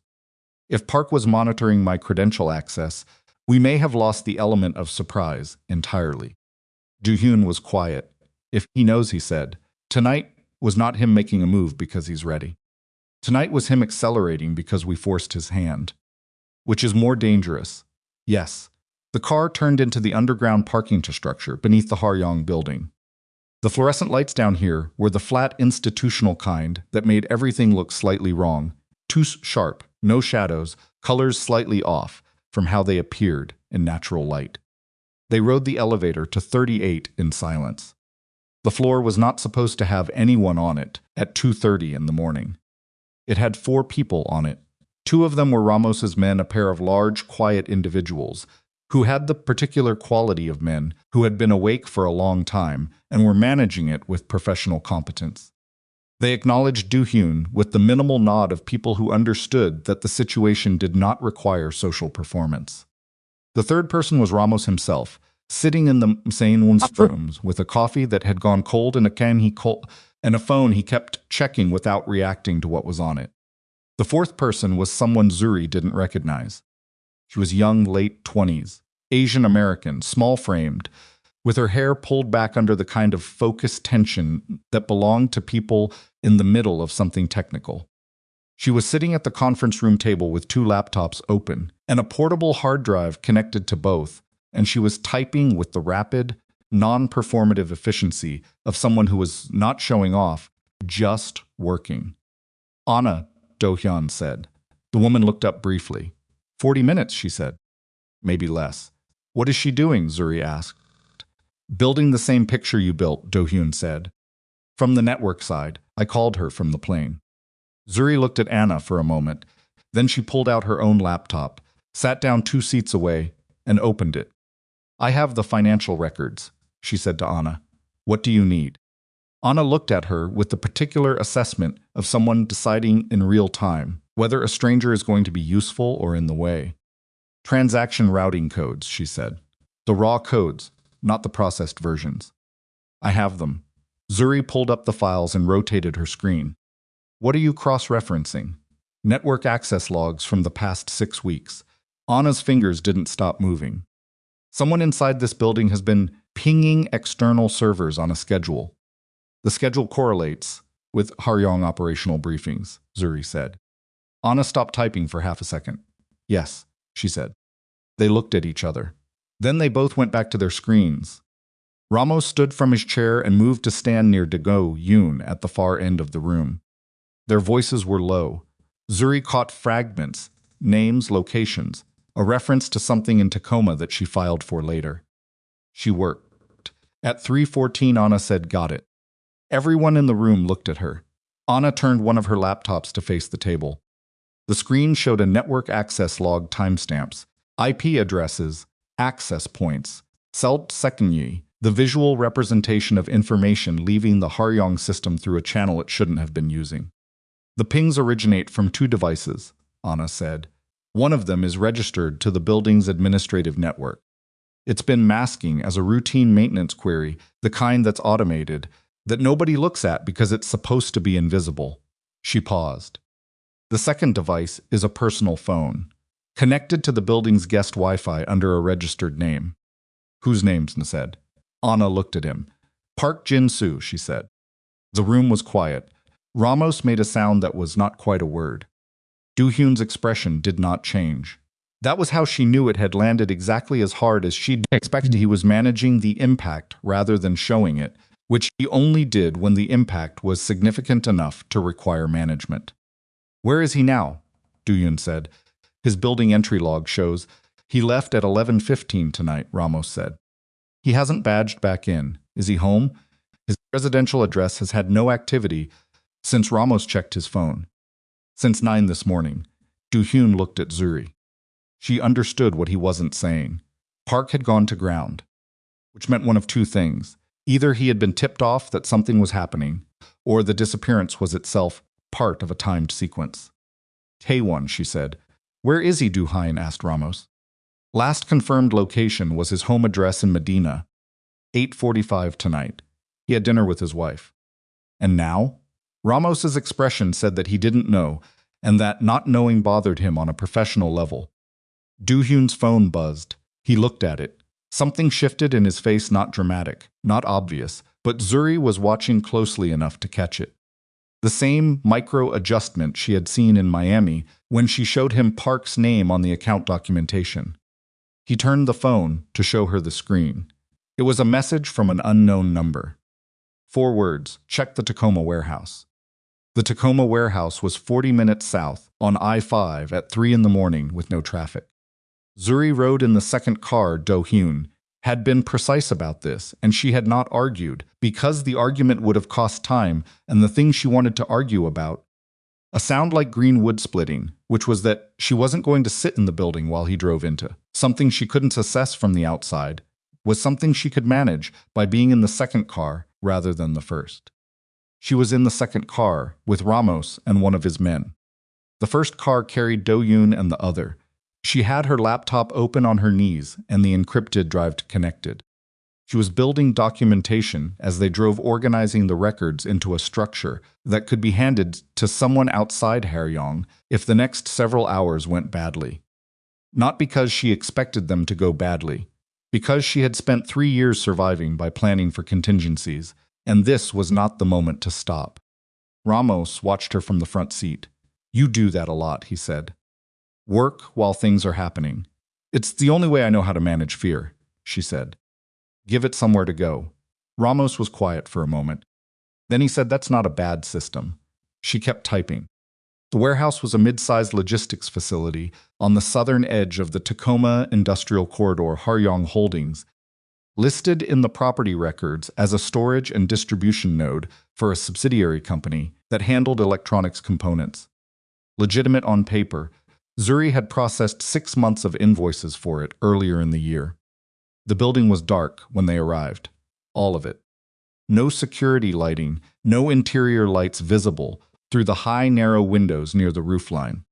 The exterior floodlights that should have been on an automated timer were off.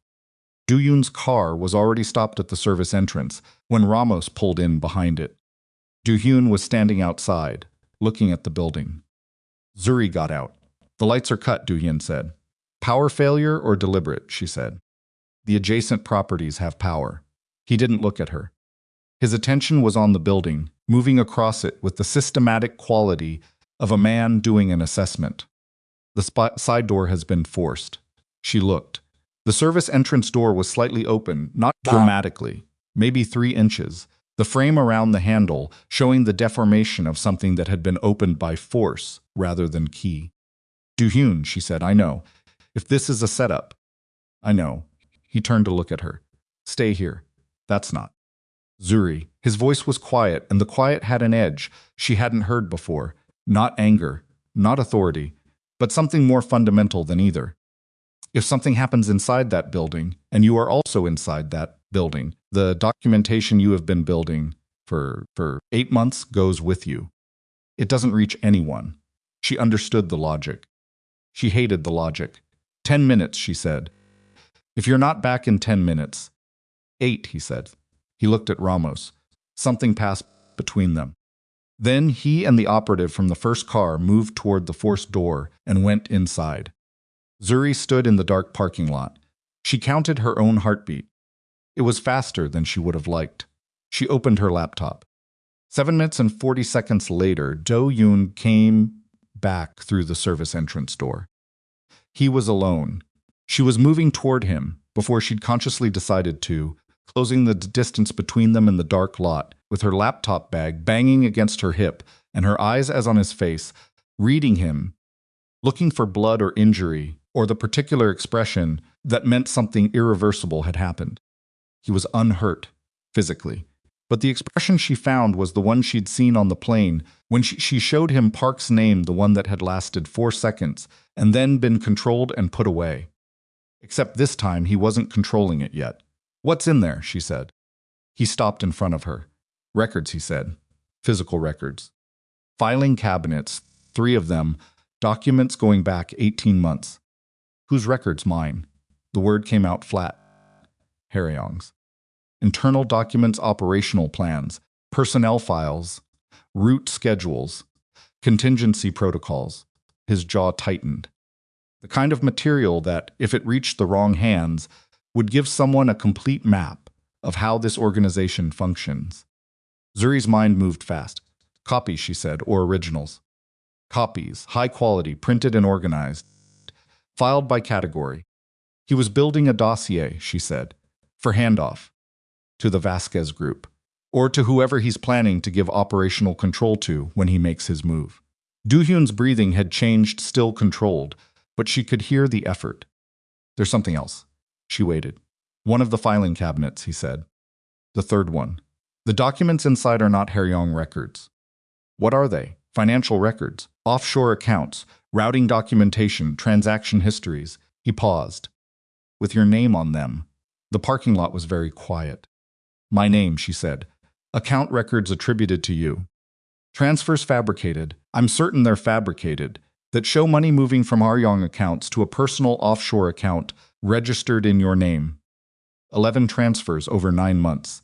Total approximately 2.4 million, she said. Do-Hyun stopped. She watched his face. "I found a shell account registered in my name 3 weeks ago," she said. Her voice came out even, which she was grateful for, because the thing she was feeling was not even. It appeared in the offshore network documentation section I was reviewing. I flagged it. I documented it. I have the documentation on my encrypted drive right now. She held his eyes. I know about it because I found it and recorded it. It's not mine. The transfers are fabricated. I know that, he said. You know that. Yes. The tension in her chest shifted, not gone, but redistributed. He built a frame, she said, in case I found the real records. In case I became a problem. He built something he could use to discredit everything I produced. Yes. And he put it somewhere he knew you'd find it. Du-Hyun was quiet, she said. Check the Tacoma warehouse. He sent it to you. He wanted you to find it. She thought through the logic at speed. He knew we were in Miami. He knew we were coming back. He timed this. He wanted you inside that building tonight, finding documents that look like evidence that the woman you promoted and trusted and brought with you to Miami has been stealing from you for 9 months. Du-Hyun said nothing. She looked at him. Does any part of you? She started. No, he said before she finished. Not for a second. She exhaled. It was not a long exhale, but it was real. Okay, she said. Okay. She looked at the warehouse. He's accelerating. He wanted to break your trust in me tonight, which means he's planning to move soon, days, not weeks. Agreed. We can't wait for the documentation to be complete, she said. I need what I have to be enough. Du-Hyun looked at her. What do you have?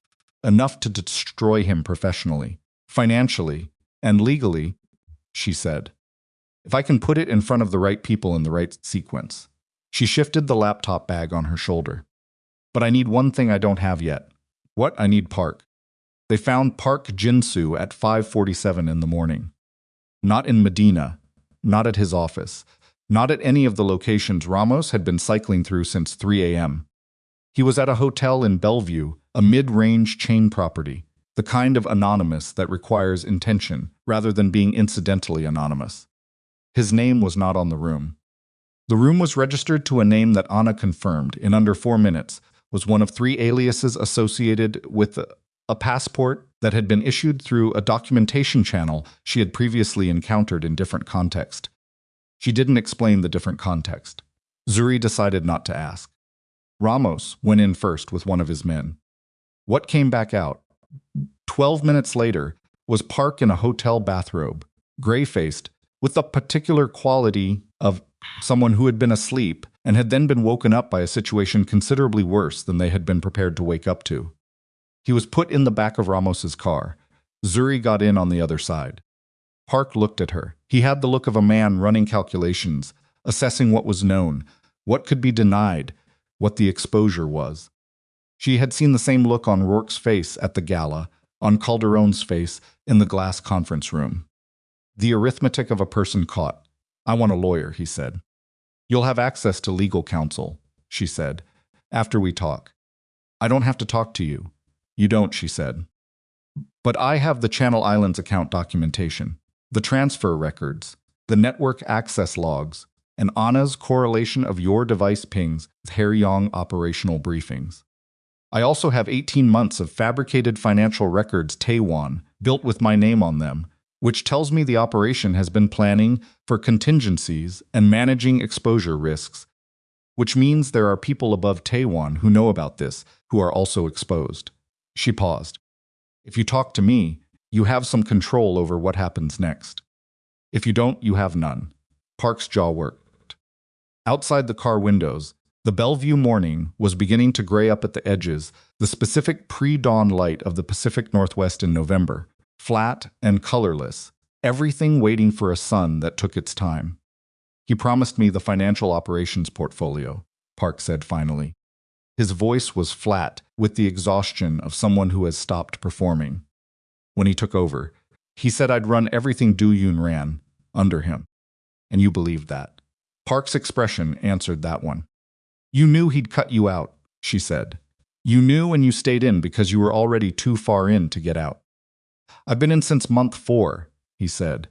I didn't know what it was in month 4. By the time I understood, the account already had my name on it. Zuri was quiet for a moment. How long until he moves, she said. Park looked at her. He was supposed to move last night, he said. While you and Do-hyun were in Miami, he had people positioned. But you came back. The cold in the car became a different quality of cold. What kind of people? She said. The words came out with more evenness than she felt. Vasquez crew, brought up from the Bay Area, supposed to look like a territorial incursion while Taewon was visibly at dinner with his wife. Park's voice had gone very quiet. Do-hyun was not supposed to come back from Miami. The sentence sat in the car. Zuri did not look away from Park's face. Where are they now? She said. The Vasquez crew. I don't know. When you landed, he would have called it off or redirected. I've been offline since 9 last night. I don't know what he's decided. She got out of the car. Do-hyun was standing 10 feet away, near the front of the vehicle. She walked to him and spoke quietly and quickly, and watched his face go through the same sequence it had been going through all night: the impact, the management of the impact, the hard and quiet thing that replaced it. When she finished, he stood still for a moment. Then he said, the Vasquez crew is still in the city. Probably. And Taewon knows his plan failed. Yes. Which means he's improvising now. Do-hyun looked at the brightening sky. A man improvising with a crew he doesn't fully control and a timeline he didn't choose. Yes. That's more dangerous than the original plan. Yes, she said. Which is why we can't give him time to improvise. We need to move today. Do-hyun looked at her. The leadership meeting, she said. All of them Ramos, Whitmore, Choi, and Taewon. Today, this morning, if possible. We put everything in front of the room before Taewon has time to construct a counter-narrative. If Whitmore is compromised, then we find out today in a room we control, with documentation that can't be argued with, instead of later in a situation we don't control. She held his eyes. I know what I have. I know what it can do in that room. Give me the room and let me work. Do-hyun studied her face for a long moment. The Bellevue morning was going gray-blue now, the light beginning to develop texture, and somewhere across the water, Seattle was starting to wake up, and in it Taewon was either asleep or awake and planning. And in either case, the window between now and whatever he decided to do next was closing by the minute. 7 a.m., Do-hyun said. The 38th floor conference room. Good. I'll get them there. I'll be ready. She went back to the car and opened her laptop. She had 90 minutes. The 38th floor conference room looked different at 7 a.m. than it did during normal business hours. The light was still coming up outside the windows. The sound was dark blue, the city half lit, the rain just beginning again in the fine, persistent Seattle way. The conference table's surface caught the overhead lights and reflected the faces of the men sitting around it. Ramos was there when Zuri arrived. Choi arrived 2 minutes later, a compact, careful man in his early 60s who sat down without speaking and looked at the room the way someone looks at a room when they've been told to come but haven't been told why, and they're deciding whether to be worried. Whitmore arrived at 7:04. He was the largest of the captains, tall, heavy through the shoulders, with a face that had settled into the particular set of a man who had made certain decisions long ago and had learned to live with them. He looked at Zuri when he came in, and there was something in the look that wasn't hostile exactly, but carried a charge, she noted, and catalogued. Taewon arrived at 7:08. He came in the way he always came into rooms, owning the space before he'd assessed it. He wore a suit, despite the hour which told her he had not gone home last night. He had gone somewhere, and changed and prepared, which told her he had been moving since they landed. He saw the screen at the far end of the conference room, the wall-mounted display that Zuri had connected her laptop to 20 minutes ago. He saw Zuri behind the laptop. Something moved in his face. Not fear, not yet, but the recognition of a situation that had not arranged itself the way he had expected. He sat down. Do-hyun came in last and stood at the head of the table. He did not sit. We have a situation, he said. 7 words. No preamble. Taewon's eyes moved from Do-hyun to Zuri and back. Ms. Holloway is going to walk through some financial documentation, Do-hyun said. I want everyone to have the opportunity to see it before we discuss next steps. He looked at Zuri. She stood up. She pressed the first key. The screen lit up. Taewon looked at the screen. On it was the first page of the offshore account documentation, the British Virgin Islands intermediary, the routing codes, the transaction history, the Meridian Coastal Partners connection. Then the second page, the transfer totals. Then the third, the recipient accounts. Then the fourth. Park's name on the Channel Islands holding company registration. The room was completely silent. Choi had gone very still. Ramos's expression had not changed, but his hands, which had been resting flat on the table, had moved to his knees. Whitmore was looking at the screen with the expression of a man reading something in a language he understands, but had hoped not to encounter. Taewon's face had done something Zuri had not seen it do before. It had gone completely blank, not controlled, blank. The difference was such significant controlled blankness was the result of effort, and effort showed. This was the blankness of a man whose internal processing had temporarily exceeded capacity. She kept going. The Vasquez payment correlation appeared on screen, the timing mapped against the logistics disruptions, the correspondence illustrated visually, so that even someone who hadn't been inside the financial records could see the pattern. Then the fabricated account documentation with her name on it. She heard someone at the table draw a breath. "This is a document Taewon created," she said. "Designed to appear as evidence that I've been stealing from Haryong for 9 months. It was placed in the Tacoma warehouse last night, along with copies of Haryong's internal operational records that were prepared for handoff to the Vasquez group." She advanced the slide. This is the documentation proving it was fabricated. She walked through the timestamp discrepancies. The metadata. Paper stock identified by Anna's analysis as consistent with printing equipment, registered to a property Taewon controlled. She did not raise her voice once. Taewon's blankness had shifted into something that was slowly becoming the thing it had been masking. Choi said very quietly, "How long?" 22 months, Zuri said. "From the first transfer." Choi looked at Taewon. The look lasted about 3 seconds. Then Choi looked back at the screen. Ramos had said nothing. He was watching Taewon with the particular quality of a man who has been in rooms like this before and is monitoring for the moment when the situation changes from verbal to something else. Whitmore was still looking at the screen. Zuri watched him. He was reading the third page of the recipient account documentation, the page she had not highlighted, the page she had included because it showed the full network of disbursements. And the fourth recipient account in the list had a connection she had noted and deliberately not emphasized in her verbal walkthrough. Whitmore looked up from the screen. He looked at Zuri. She looked back. In his expression was the answer to the question Do-Yoon had been carrying since the plane was Whitmore compromised. Or was it instinct? Or was it something else? It was something else. It was a man looking at documentation that showed him, in clean financial language, the shape of something he had suspected for months and had been telling himself he was wrong about. He wasn't wrong. He looked down at the table. Taewon stood up. The movement was sharp enough that Ramos moved, not reaching for anything, but the weight shift of someone preparing. "This is manufactured," Taewon said. His voice was controlled. Control was impressive. Actually, she noted it professionally. "She built this. She has been building a case against me since the Gala, because I have been the only person in this organization questioning why Do-Hyun promoted a secretary into a financial director role based on one good evening." "Sit down," Do-Hyun said. "I won't sit down, Taewon." The room tightened. Taewon sat. But he looked at Zuri, and in the look was everything the humiliation of the Gala night. The lost money, the frozen accounts, the failed plan.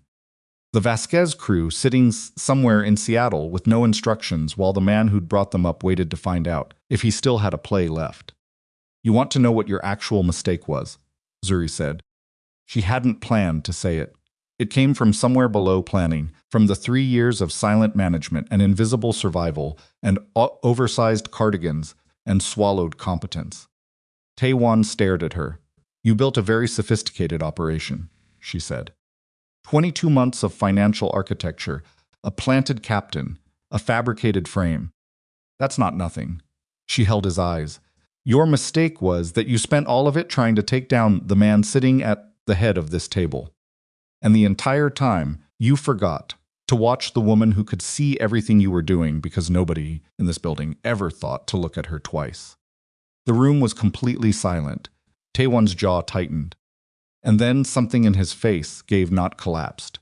Not broke, but gave. The way a structure gives when one load-bearing element has finally exceeded its tolerance, and what came through in its place was raw and unmanaged, and for exactly 1 second, entirely honest. He had underestimated her. He had known it was possible. He had built the frame against her as a contingency, because some part of him had registered, somewhere in the past weeks, that she was more dangerous than she had appeared.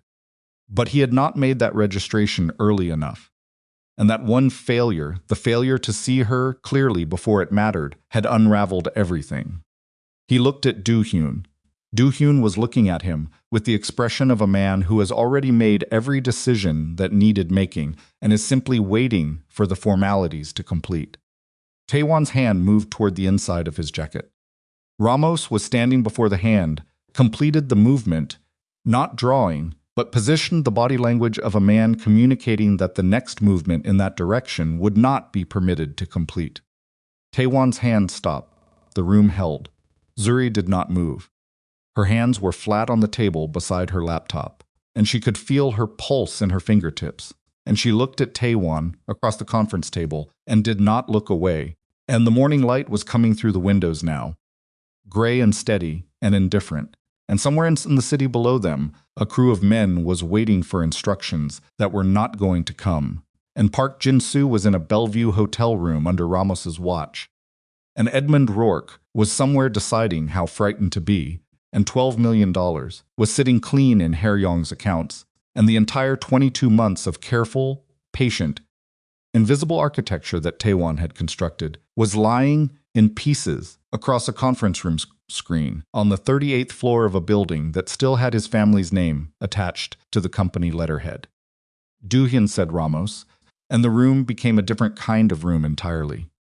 Ramos moved first, not toward Taewon, toward the door, which he closed and locked with the quiet efficiency of someone who had thought through the sequence of events before the meeting started.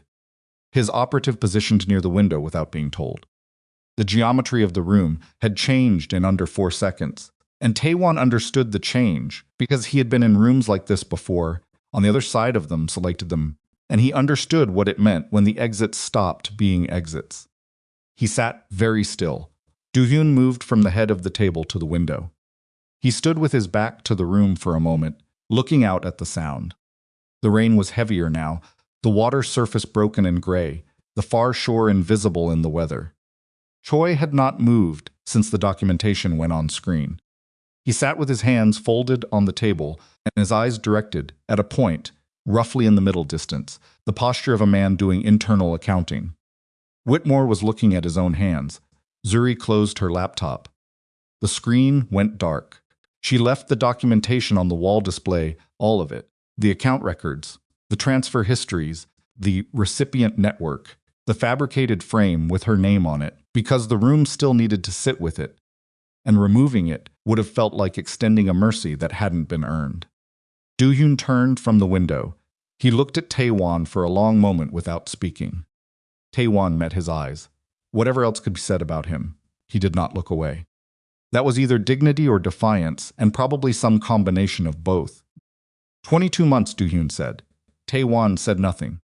The Vancouver disruption in July, Martinez's crew in Portland, the shipping route failures that cost us 3 contracts. Do-hyun's voice was completely level. That was you. You made me an underboss and kept me as decoration, Taewon said. His voice had dropped the control from earlier. What was left was something rawer. You ran every decision through your own head and called me family when it was convenient and kept me out of every room that mattered. So you funded the people killing our drivers. The sentence landed in the room like something dropped from a height. Taewon's jaw tightened. 2 of Martinez's men died in Portland, Do-hyun said. They had families. One of them had a daughter who was 11 years old. He paused. You wrote those checks. Don't make me into a monster for doing what you taught me to do, Taewon said. You built this organization on exactly this kind of decision-making. You just made it someone else's problem every time. I never paid someone to kill my own people. Not directly. The room went very quiet. Zuri watched Da-hyun's face. The thing she saw there was not anger, or not only anger. It was the more complicated expression of a man who had just been told something about himself that he couldn't cleanly refute and knew it. The truth in what Taewon said was not the same shape as Taewon's actions and did not justify them. But it was present, and Do-hyun was not the kind of man who looked away from inconvenient presences. He let the silence run for several seconds. Then he said, Ramos, take him to the secondary office. I'll be there in 20 minutes. Taewon stood. He straightened his jacket with the specific, involuntary dignity of a man maintaining form when substance was gone. He looked once more at Zuri, not with the raw exposure of 2 minutes ago, but with something that had closed back over itself. The expression of a man putting his mask back on, even though everyone in the room had already seen what was underneath it. He walked out with Ramos. The door closed. Choi unfolded his hands and placed them flat on the table. What do you need from me? He said. It was not a question. The accounts Taewon controlled through your operational division, Zuri said. I need access to reconcile them properly. Some of the routing is tangled with legitimate operational expenses, and I need to separate them cleanly. You'll have it within the hour. Choi stood nodded once at Do-hyun and left. Whitmore had not moved. Do-hyun looked at him. There's something you want to say, Do-hyun said. Whitmore raised his eyes from the table. He was a large man, and fatigue had settled into him in a way that made him look older than he had when he walked in. I knew something was wrong. 4 months ago, maybe 5. I saw a routing discrepancy in the Tacoma logistics chain that didn't sit right, and I brought it to Park. The room absorbed that. Park told me it was a system error, Whitmore said. I believed him. Or I told myself I believed him. His voice had the particular quality of someone being honest about dishonesty, which was its own kind of courage. I didn't push, because pushing would have meant finding out something I didn't want to find out. Do-hyun was quiet for a moment. And now, he said, now I'm sitting in a room looking at $11.7 million and a dead captain, and I'm wondering what kind of man I've been deciding to be for the past 5 months. Whitmore met Do-hyun's eyes. I'll do whatever the documentation requires. I'll cooperate with anything, Ms. Holloway needs from my division, and I understand if that's not enough. Zuri looked at him. It's a start, she said. Whitmore nodded. He got up and left. The conference room was empty except for the two of them. Do-hyun sat down for the first time in one of the chairs along the table. He sat heavily, not dramatically, just the way a person sits when they have been standing and managing and operating at a particular pitch for too many consecutive hours, and the body finally makes its accounting known. Zuri sat down across from him. Outside the windows, the rain had settled into the steady, committed downpour that Seattle did in November, not violent, just relentless, the kind that made everything wet eventually, whether it hurried or not. What happens to him, she said. Do-hyun looked at the wall display where the documentation still glowed. What you documented is enough for federal charges, he said. The embezzlement, the wire fraud, the conspiracy with a rival criminal organization, there are federal statutes that cover all of it. He paused. The question is delivery. Anonymous, she said. He looked at her. Anonymous delivery to federal investigators, she said. Not through Haryong. Not in a way that opens the organization to scrutiny. The documentation is clean. It can stand on its own. A federal tip with the right material lands differently than a corporate referral.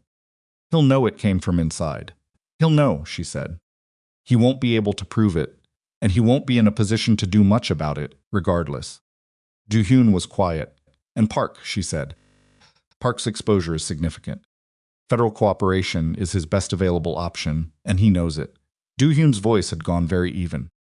He'll cooperate, whether because he wants to or because there's no remaining alternative, is at this point the same outcome. Zuri nodded. The Vasquez crew, she said, already moving back south. When Taewon went dark last night, whoever was managing their end called the operation. He rubbed the side of his jaw, a gesture she had not seen from him before, the particular tiredness of a man whose composure had been operating at maximum capacity for too long. They weren't here for a fight. They were here for a clean handoff of operational control. Without Taewon in position to give it, there's nothing for them to receive. Zuri sat with all of that. The accumulated weight of the past 18 hours Miami, the Calderon meeting, the flight back, the warehouse, park in the Bellevue Hotel, the conference room, the documentation on the screen. Taewon's face, when the structure he had built for 22 months came apart in front of the people he had been planning to rule it, sat on her like the weather outside. Not crushing, just present. The way difficult things are present after they are over, but before you have had the time to process them into something your nervous system can file away. You need to sleep, Do-yoon said. So do you. I have one more thing to handle. She looked at him. He meant Taewon in the secondary office. She did not ask what handling it entailed. That was a line she had placed deliberately. There were parts of Do-hyun's world she engaged with, and parts she did not. And the part that happened in secondary offices was the part she did not. She gathered her laptop. She picked up her bag. She stood. She looked at Do-hyun sitting at the conference table, with the rain behind him and the documentation still glowing on the wall, and all of it the gala, the terrace, the promotion, Miami, the flight back, everything somewhere in the space between them. For what it's worth, she said, what Taewon said. About the organization, about decisions. Do-hyun looked at her. He wasn't entirely wrong, she said, about what the organization has been. He was entirely wrong about the solution. But the diagnosis wasn't nothing. Do-hyun held her gaze. I know, he said. She left. She slept for 6 hours. Not well, the kind of sleep that is mostly horizontal unconsciousness rather than actual rest.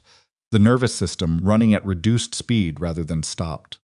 She woke at 3 in the afternoon, with gray light coming through her apartment windows and the sound of rain still going, and she lay there for a few minutes, taking stock of her own body. Her shoulders ached. The base of her skull was tight. Her eyes felt like they had sand in them. She was hungry in the specific hollow way that comes from not having eaten properly for almost a day. She got up, made eggs, stood at her kitchen counter, and ate them looking out the window at the wet Seattle afternoon. She thought about the fabricated account with her name on it. Taewon had built it as insurance, a contingency plan for the scenario in which Zuri became a problem, which meant at some point he had assessed her clearly enough to register that she could become one. He had just done it too late and built the wrong kind of counter. The fabricated documentation was on her encrypted drive now, clearly labeled, with Anna's metadata analysis appended. It would be delivered to the same federal recipients as everything else, as evidence of the conspiracy's scope, as proof of the attempt to obstruct the underlying financial investigation, as one more thing Taewon would eventually have to answer for, in a room where the only thing that mattered was what the documents said. She thought about her mother. She hadn't called in 4 days, which was unusual. Her mother noticed things like that. Would have a general awareness that something's had been happening. Was that kind of woman. The kind whose instincts were finely calibrated by decades of paying attention to things other people missed, but she would not push. She would wait. Zuri picked up her phone. Her mother answered on the second ring. You sound tired, her mother said, without hello. I am tired, Zuri said, but I'm okay. Pause. The specific pause of a woman deciding how much to ask. Is it over? Her mother said. Zuri thought about that. The worst part, she said. Another pause. Are you eating? I just made eggs. Good. She could hear her mother settling into something, the shift from worry to the practical that was her mother's version of relief. Come home for Christmas. I'll try. Don't try. Come. Zuri smiled. Okay, she stayed on the phone for 20 minutes. Something. They talked about her cousin's new apartment, about a neighbor's dog that had developed opinions about the mailman, about nothing that had anything to do with Haryong Holdings or Taewon or encrypted drives or $11.7 million. It was, she realized after she hung up, the most normal she had felt in several weeks. The federal documentation was delivered anonymously 6 days later. Zuri spent those 6 days building the package with the same methodical attention she had applied to everything else, organizing the records into a sequence that told the story in the clearest possible order. from the earliest fraudulent transaction to the most recent, with Anna's technical analysis of the network access logs appended as a supplementary document and the fabricated frame clearly labeled with the metadata evidence showing it was manufactured. She did not include anything that pointed to Har Yong as the source. She did not include anything that showed the method of delivery. She packaged it the way a person packages something they want to be found useful rather than questioned. A federal collar crimes unit received it on a Tuesday morning through a digital drop channel that could not be traced. By Thursday, T1's personal accounts were frozen pending investigation. By the following Monday, there were 2 federal agents in a building in downtown Seattle asking questions. Tae Green-Won. Tae-won retained counsel immediately and made a series of good and very expensive strategic arguments that were professionally impressive and ultimately insufficient against the scope and quality of the documentation provided. Park cooperated. He had, as Do-hyun predicted, no remaining alternative. Inside Har Yong, the weeks after the conference room were not clean or simple or resolved in the way that satisfying stories resolve. They were complicated and slow and full of the particular friction of an organization trying to reckon with the fact that it had been infiltrated at a significant level for nearly 2 years, and that the infiltration had been possible because of structural vulnerabilities that predated Tae-won by a considerable margin. Zuri worked. She worked the way she had always worked, methodically, with attention to detail, without announcing what she was summoning for or performing the discovery for an audience. She went through every account, every vendor relationship, every offshore routing structure that Har Yong operated. She separated the fraudulent from the merely irregular, from the legitimately operational. She built a complete picture of what the organization's financial reality actually was, underneath all the layers of obfuscation and criminal architecture that had been accumulating for years. What she found was both better and worse than she expected. Better because portions of Har Yong's business were genuinely legitimate, the shipping subsidiary, parts of the real estate portfolio, the logistics network that handled actual cargo for actual clients. These were real businesses, generating real revenue, and they had been operating alongside the criminal infrastructure rather than being entirely dependent on it. Worse because the criminal infrastructure was more extensive than the specific operations she'd already documented. It had tentacles she'd known about abstractly, but not mapped specifically offshore arrangements, intermediary relationships, areas where Har Yong's money moved through channels that would require years rather than months to fully untangle. She brought this to Do-hyun in a meeting that lasted 4 hours and covered more ground than any conversation they had previously had. He sat across from her in the corner office, his office, not hers, one of the first times she had been in it since her promotion, and he listened without interrupting, which was how she had learned he operated when the information was something he was genuinely processing rather than something he was evaluating for strategic response. When she finished, he was quiet for a while. "What would you do?" he said. "If it were entirely your decision." She had thought about this. "Legitimate operations first," she said. "Protect what's already clean. Build it so it can sustain itself, without the criminal infrastructure, so the shipping and logistics and real estate portfolio can stand on their own financially. So there's a viable business when the other elements are removed rather than just a shell. That takes time. Years, she said, not months. There's no version of this that moves fast and also works. And the criminal operations during that period, weaned down.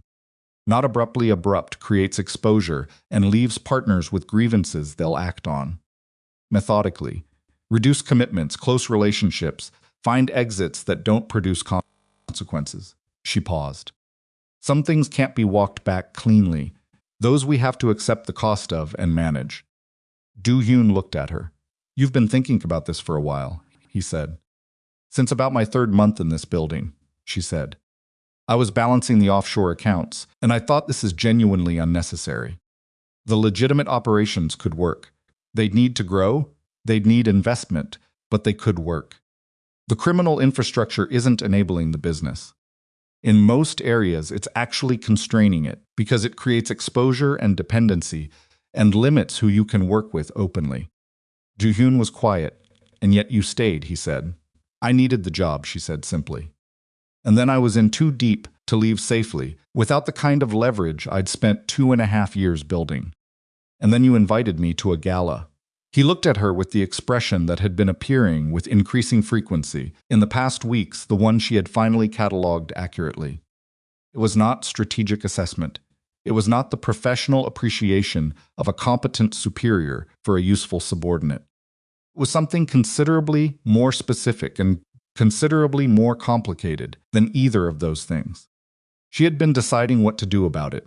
The reason I stayed, she said, was partly practical, and partly, I thought if I had enough time and enough access, I could build something that would fix it. Not for moral reasons. Because I'm not naive enough to think morality is a sufficient organizing principle in a room full of powerful men making dangerous decisions. But because I could see what this organization could be if the criminal infrastructure were removed. And I thought that was worth staying for. And now, he said, now I'm the director of financial operations, and you're asking me what I would do if it were my decision, she said. So I think the conversation has moved past theoretical. Du-hyun leaned back in his chair. Outside his window, Seattle was having one of its rare clear November days, the sky pale and cold, and the sound flat silver, the far mountains visible on the horizon, white above the tree line. There will be people who won't accept it, he said. Partners who have been operating under assumptions about what Haryong is and what it's willing to do. When those assumptions change, I know, she said. I've been mapping the partnership network for 6 weeks. I know which relationships present leverage risks, and which ones can be transitioned cleanly, and which ones will need management. She opened the folder on her knee and set it on his desk. I have a sequence. He looked at the folder. Then he looked at her. You've been building this for 6 weeks, he said. I've been building pieces of it for 3 years, she said. 6 weeks ago, I started putting them in order. A silence settled between them, not uncomfortable, but weighted. The particular weight of a moment that is also a threshold, where the thing that exists on the other side is not yet defined, but is no longer entirely uncertain either. Du-hyun opened the folder. He read. He asked 3 questions, all of them precise, and all of them the right questions, which told her that he had been thinking about this longer than tonight, and was using the folder to test whether his thinking matched hers.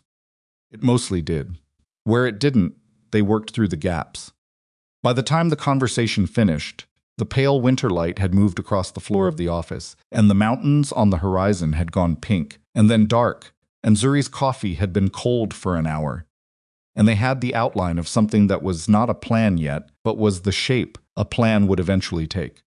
The process took longer than the outline. It always does. There were setbacks, a partnership in Vancouver that did not accept transition terms and required a different kind of management than planned. A regulatory inquiry that touched one of the legitimate subsidiaries and required months of careful navigation. An internal audit from a new CFO-level hire that Zuri had brought in, who discovered 3 additional layers of obfuscation that even she hadn't fully mapped. There were costs that couldn't be avoided and costs that could have been smaller and weren't. And nights when Zuri sat in her corner office at 11 p.m. with a cold coffee and a spreadsheet that wasn't resolving and thought about the specific texture of difficulty that came from doing something complicated and right instead of something simple and wrong. She thought about what her mother had said once, in a different context, that the only things worth doing were the ones where the difficulty was the point rather than an obstacle, because those were the only things that produced something real on the other side. She wasn't sure she entirely agreed with that, but she held on to it on the nights when the spreadsheet wasn't resolving. Taewon's federal case moved slowly, the way federal cases move through preliminary hearings and document reviews and negotiations between counsel and prosecutors that stretched across months. He was not detained pre-trial, which meant he existed somewhere in the city, represented by expensive lawyers and stripped of accounts and authority and the organizational position he had spent 22 months trying to secure for himself. Zuri did not see him. She heard, through channels she did not examine closely, that his wife had separated from him 4 months after the charges were filed. that his legal bills were significant, that the men who had been his allies inside the organization had, with the swift pragmatism of people whose loyalty had always been instrumental, realigned themselves without sentimentality. She did not feel satisfaction about this. She felt something quieter and less defined, the particular quality of an outcome that is correct without being clean, the way most correct outcomes are. Park Jin-soo cooperated extensively with federal investigators and received a reduced charge as a result. He was sentenced to 4 years. He served 26 months and was released into conditions that required him to rebuild everything: financial standing, professional reputation, the ordinary infrastructure of a life from a position of significant deficit. She heard about the sentencing from Do-hyun and did not respond for a moment. Then she said he had a daughter. Do-hyun looked at her. "Park," she said, "he has a daughter. She's in high school." "I know. That's the cost that doesn't appear in any of the documentation," she said. "That kid didn't choose any of this." Do-hyun was quiet. "No," he said, "there was nothing else to say about it," which was the problem with costs that couldn't be avoided. They didn't become smaller or more acceptable by being discussed. They remained what they were. She filed it in the category of things she carried without resolution and moved on. The Obsidian Gala did not happen the following year. Haryong Holdings did not host it. The venue was booked by someone else. The network that had gathered annually in that ballroom dispersed, some to other arrangements, some to federal indictments of their own, some simply into the quiet that follows when the organizing principle of a gathering is removed. Edmund Rourke had, in the 30 days following the gala where Zuri first spoke to him, produced a full accounting of the skimming operation and restored the $300,000 to Haryong's accounts, plus interest calculated at a rate slightly above what his delay system had been generating. He had done this without being asked twice.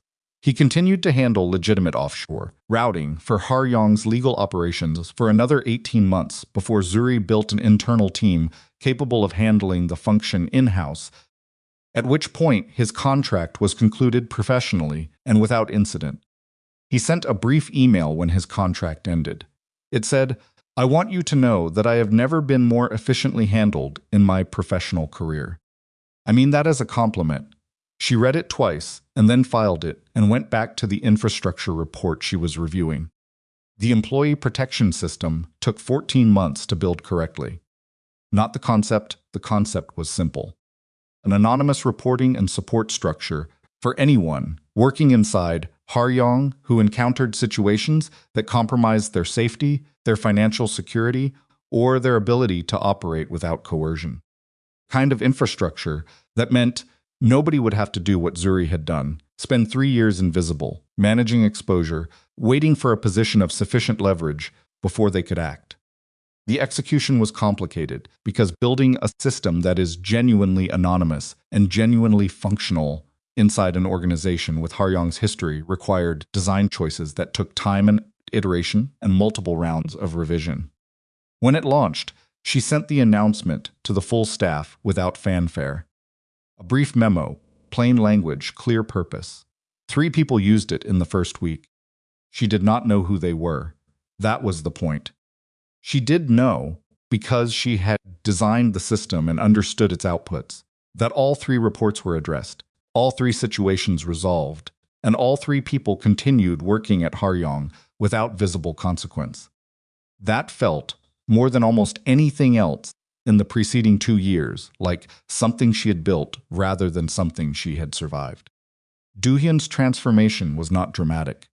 She had expected it might be expected some decisive moment where he renounced the past and committed to the future in language that matched the scale of what was changing. That was not what happened. What happened was incremental and specific, and occasionally frustrating, and occasionally surprising. He made decisions that were better than his previous decisions, and then better than those, a sound snay. And occasionally he made decisions she disagreed with, and they argued about it in the particular way they had developed for arguing directly, without performance, without either of them, pretending to agree when they didn't. She won some of those arguments. He won some. A few of them ended without resolution and required a third conversation a week later when both of them had had time to think. He stopped treating protection as ownership. This took longer than the financial restructuring because it was less tractable than financial restructuring. There was no spreadsheet for it, no documentation trail, no clean deliverable at the end. It was behavioral and required sustained attention and did not have a completion date. She called him on it when he slipped. She was not gentle about it because she had not survived 3 years of invisible management and a Miami conference room and a night in Tacoma to be gentle about a man who loved her confusing protection with possession. He accepted being called on it, not immediately, not without friction, but consistently and without withdrawing. She learned that this was not a small thing, that accepting correction from a person you love and not weaponizing it later was a skill that required practice, and he practiced it. She had her own things to practice. She had spent 3 years learning to disappear, and then the subsequent period learning to be visible in controlled ways on her terms in rooms she'd prepared for. Being visible in the ordinary, uncontrolled, unprepared for sense of a relationship with another person was different from both of those things, and she was not uniformly good at it. She told him things when she should have told him earlier, and then had to explain why she'd waited, which required examining the waiting, which was not always a comfortable examination. She let him see her afraid sometimes, when her instinct was still to manage the fear privately until it resolved. She let him be wrong about things that mattered to her instead of correcting them in a way that was more about control than communication. These were not dramatic transformations either. They were the daily, specific work of two people trying to be in a relationship that neither of them had a template for. It was not easy. It was also not what she had expected, which was that it would require her to become someone different. She had lived so long with the assumption, internalized from years of invisibility, years of managing her appearance and her volume, and the space she occupied, that closeness with another person required adjustment. That she would need to be smaller, or quieter, or less of the particular thing she was most fully. That was not what was required. What was required was the opposite. The willingness to take up the full amount of space she actually occupied, even in the moments when that felt excessive, even in the moments when the old instinct toward camouflage came back and told her it would be easier. It would have been easier. It would not have been better. 2.5 years after the conference room morning, Haryong Holdings completed the formal certification of its last major subsidiary as a fully legitimate business entity. It was not a party. There was no announcement in the trade press. Zuri received an email from the external auditors confirming the certification, read it at her desk, and sat for a moment, with her hands in her lap. Then she picked up her phone and called her mother. Her mother asked how she was doing. "Good," Zuri said. Her mother made a sound that communicated, "Tell me more." "I finished something," Zuri said. "Something I started a long time ago. It's done. Does it feel the way you thought it would?" her mother said. Zuri thought about that. "It feels correct," she said, "which is different from what I expected. I expected relief. It's not relief. It's more like the right answer to a problem that was harder than the problem deserved to be." Her mother laughed, the warm, brief laugh of a woman who has heard her daughter say something true. "That's how most things worth doing feel," she said. "You have a quote for everything," Zuri said. "I have a quote for the things I've lived through," her mother said. "You're catching up." In December of that year, Dooyun brought her back to the ballroom. Not for an event, the venue was empty, rented for an afternoon, the chairs stacked, and the chandeliers dimmed, and the hardwood floors swept clean. It was the same room where the obsidian gala had been held, where she had walked through those doors in a black gown 3 years ago, and the room had gone quiet. The room was very quiet now for different reasons. They stood in the center of it. Zuri looked at the ceiling, at the unlit chandeliers, at the walls she had memorized in the course of that first evening when she was committing every detail to memory because detail was survival. "You're thinking about it," Doohyun said. "I'm thinking about how afraid I was," she said, walking through that door. "I was so afraid I couldn't feel my hands on the way up in the elevator. You walked in like you owned the room. I know what terrified looks like when it's managed," she said. I've been practicing since I was 22. He was quiet for a moment. I want to say something, he said, and I want to say it here, because here is where I owe it to you. She turned to look at him. I invited you to this room because I wasn't paying attention, he said. Because I had looked at you every day for 3 years and seen what was convenient to see. An efficient secretary in gray cardigans who made my financial operations run quietly and didn't require anything from me. His voice was even, but the evenness was the effortful kind. Carelessly against someone who had done nothing to deserve it because it didn't occur to me to consider what it cost you. That's not a mistake I made once. I made it every day for 3 years. Zuri held his gaze. I know, she said. I know you know, he said. I'm saying it anyway. She looked at him for a long moment. The thing about apologies, she said, is that they're complete when the behavior changes. Not when the words are said. The words are just the announcement. She looked around the empty ballroom. You changed the behavior. You've been changing it. That's the part that counts. Do-hyun looked at her with the expression she had fully catalogued, the one that had been appearing since the Gala terrace, since the plane to Miami, since the conference room morning. It was, she understood now, simply the expression of a person who sees another person clearly and is not trying to do anything with what they see except hold it. He offered his hand. She took it. They stood in the center of the empty ballroom where everything had begun, where a powerful man had expected a quiet secretary to walk into a room full of wolves and become the evening's entertainment, where instead she had walked in and changed every calculation in the room without raising her voice, where the joke had died on arrival and something else had been born in its place. The chandeliers were dark above them. The room held its silence. Zuri stood in the full amount of space she occupied, broad-shouldered, full-figured, curls loose, flat shoes on the hardwood floor, without apology and without diminishment and without the oversized cardigan she had worn every day for 3 years as armor against a world that had taught her the cost of being seen. She was seen now, not because she had become someone else, not because she had made herself smaller or quieter or more palatable to the people around her, but because she had stopped moving out of the light. The cardigan theory of survival had kept her alive long enough to build the leverage she needed. She didn't regret it. It had been the right tool for the right period, and she had used it with precision. But the period was over, and she was still standing. Do-hyun's hand was warm in hers, and the ballroom was empty and quiet. And somewhere across the city, Taewon was in a federal holding facility, and Park Jin-soo was serving his sentence, and Ed Rourke was handling someone else's offshore routing with considerably more integrity than he had previously applied to the task. And Haryong Holdings was a legitimate company with clean audits and an anonymous employee protection system and a CFO who had arrived as a secretary in a cardigan and rebuilt the entire financial architecture from the inside. She did not feel triumphant. She felt something quieter and more durable than triumph. She felt like herself, the full version, the one she had been carrying carefully under all those layers of deliberate invisibility for 3 years, waiting for the moment when it was safe to put it down and simply be. The moment had arrived. She held Do-hyun's hand and stood in the center of the empty ballroom and did not make herself smaller. Nobody in that room would ever look through Zuri Holloway again. There was no one left who would try.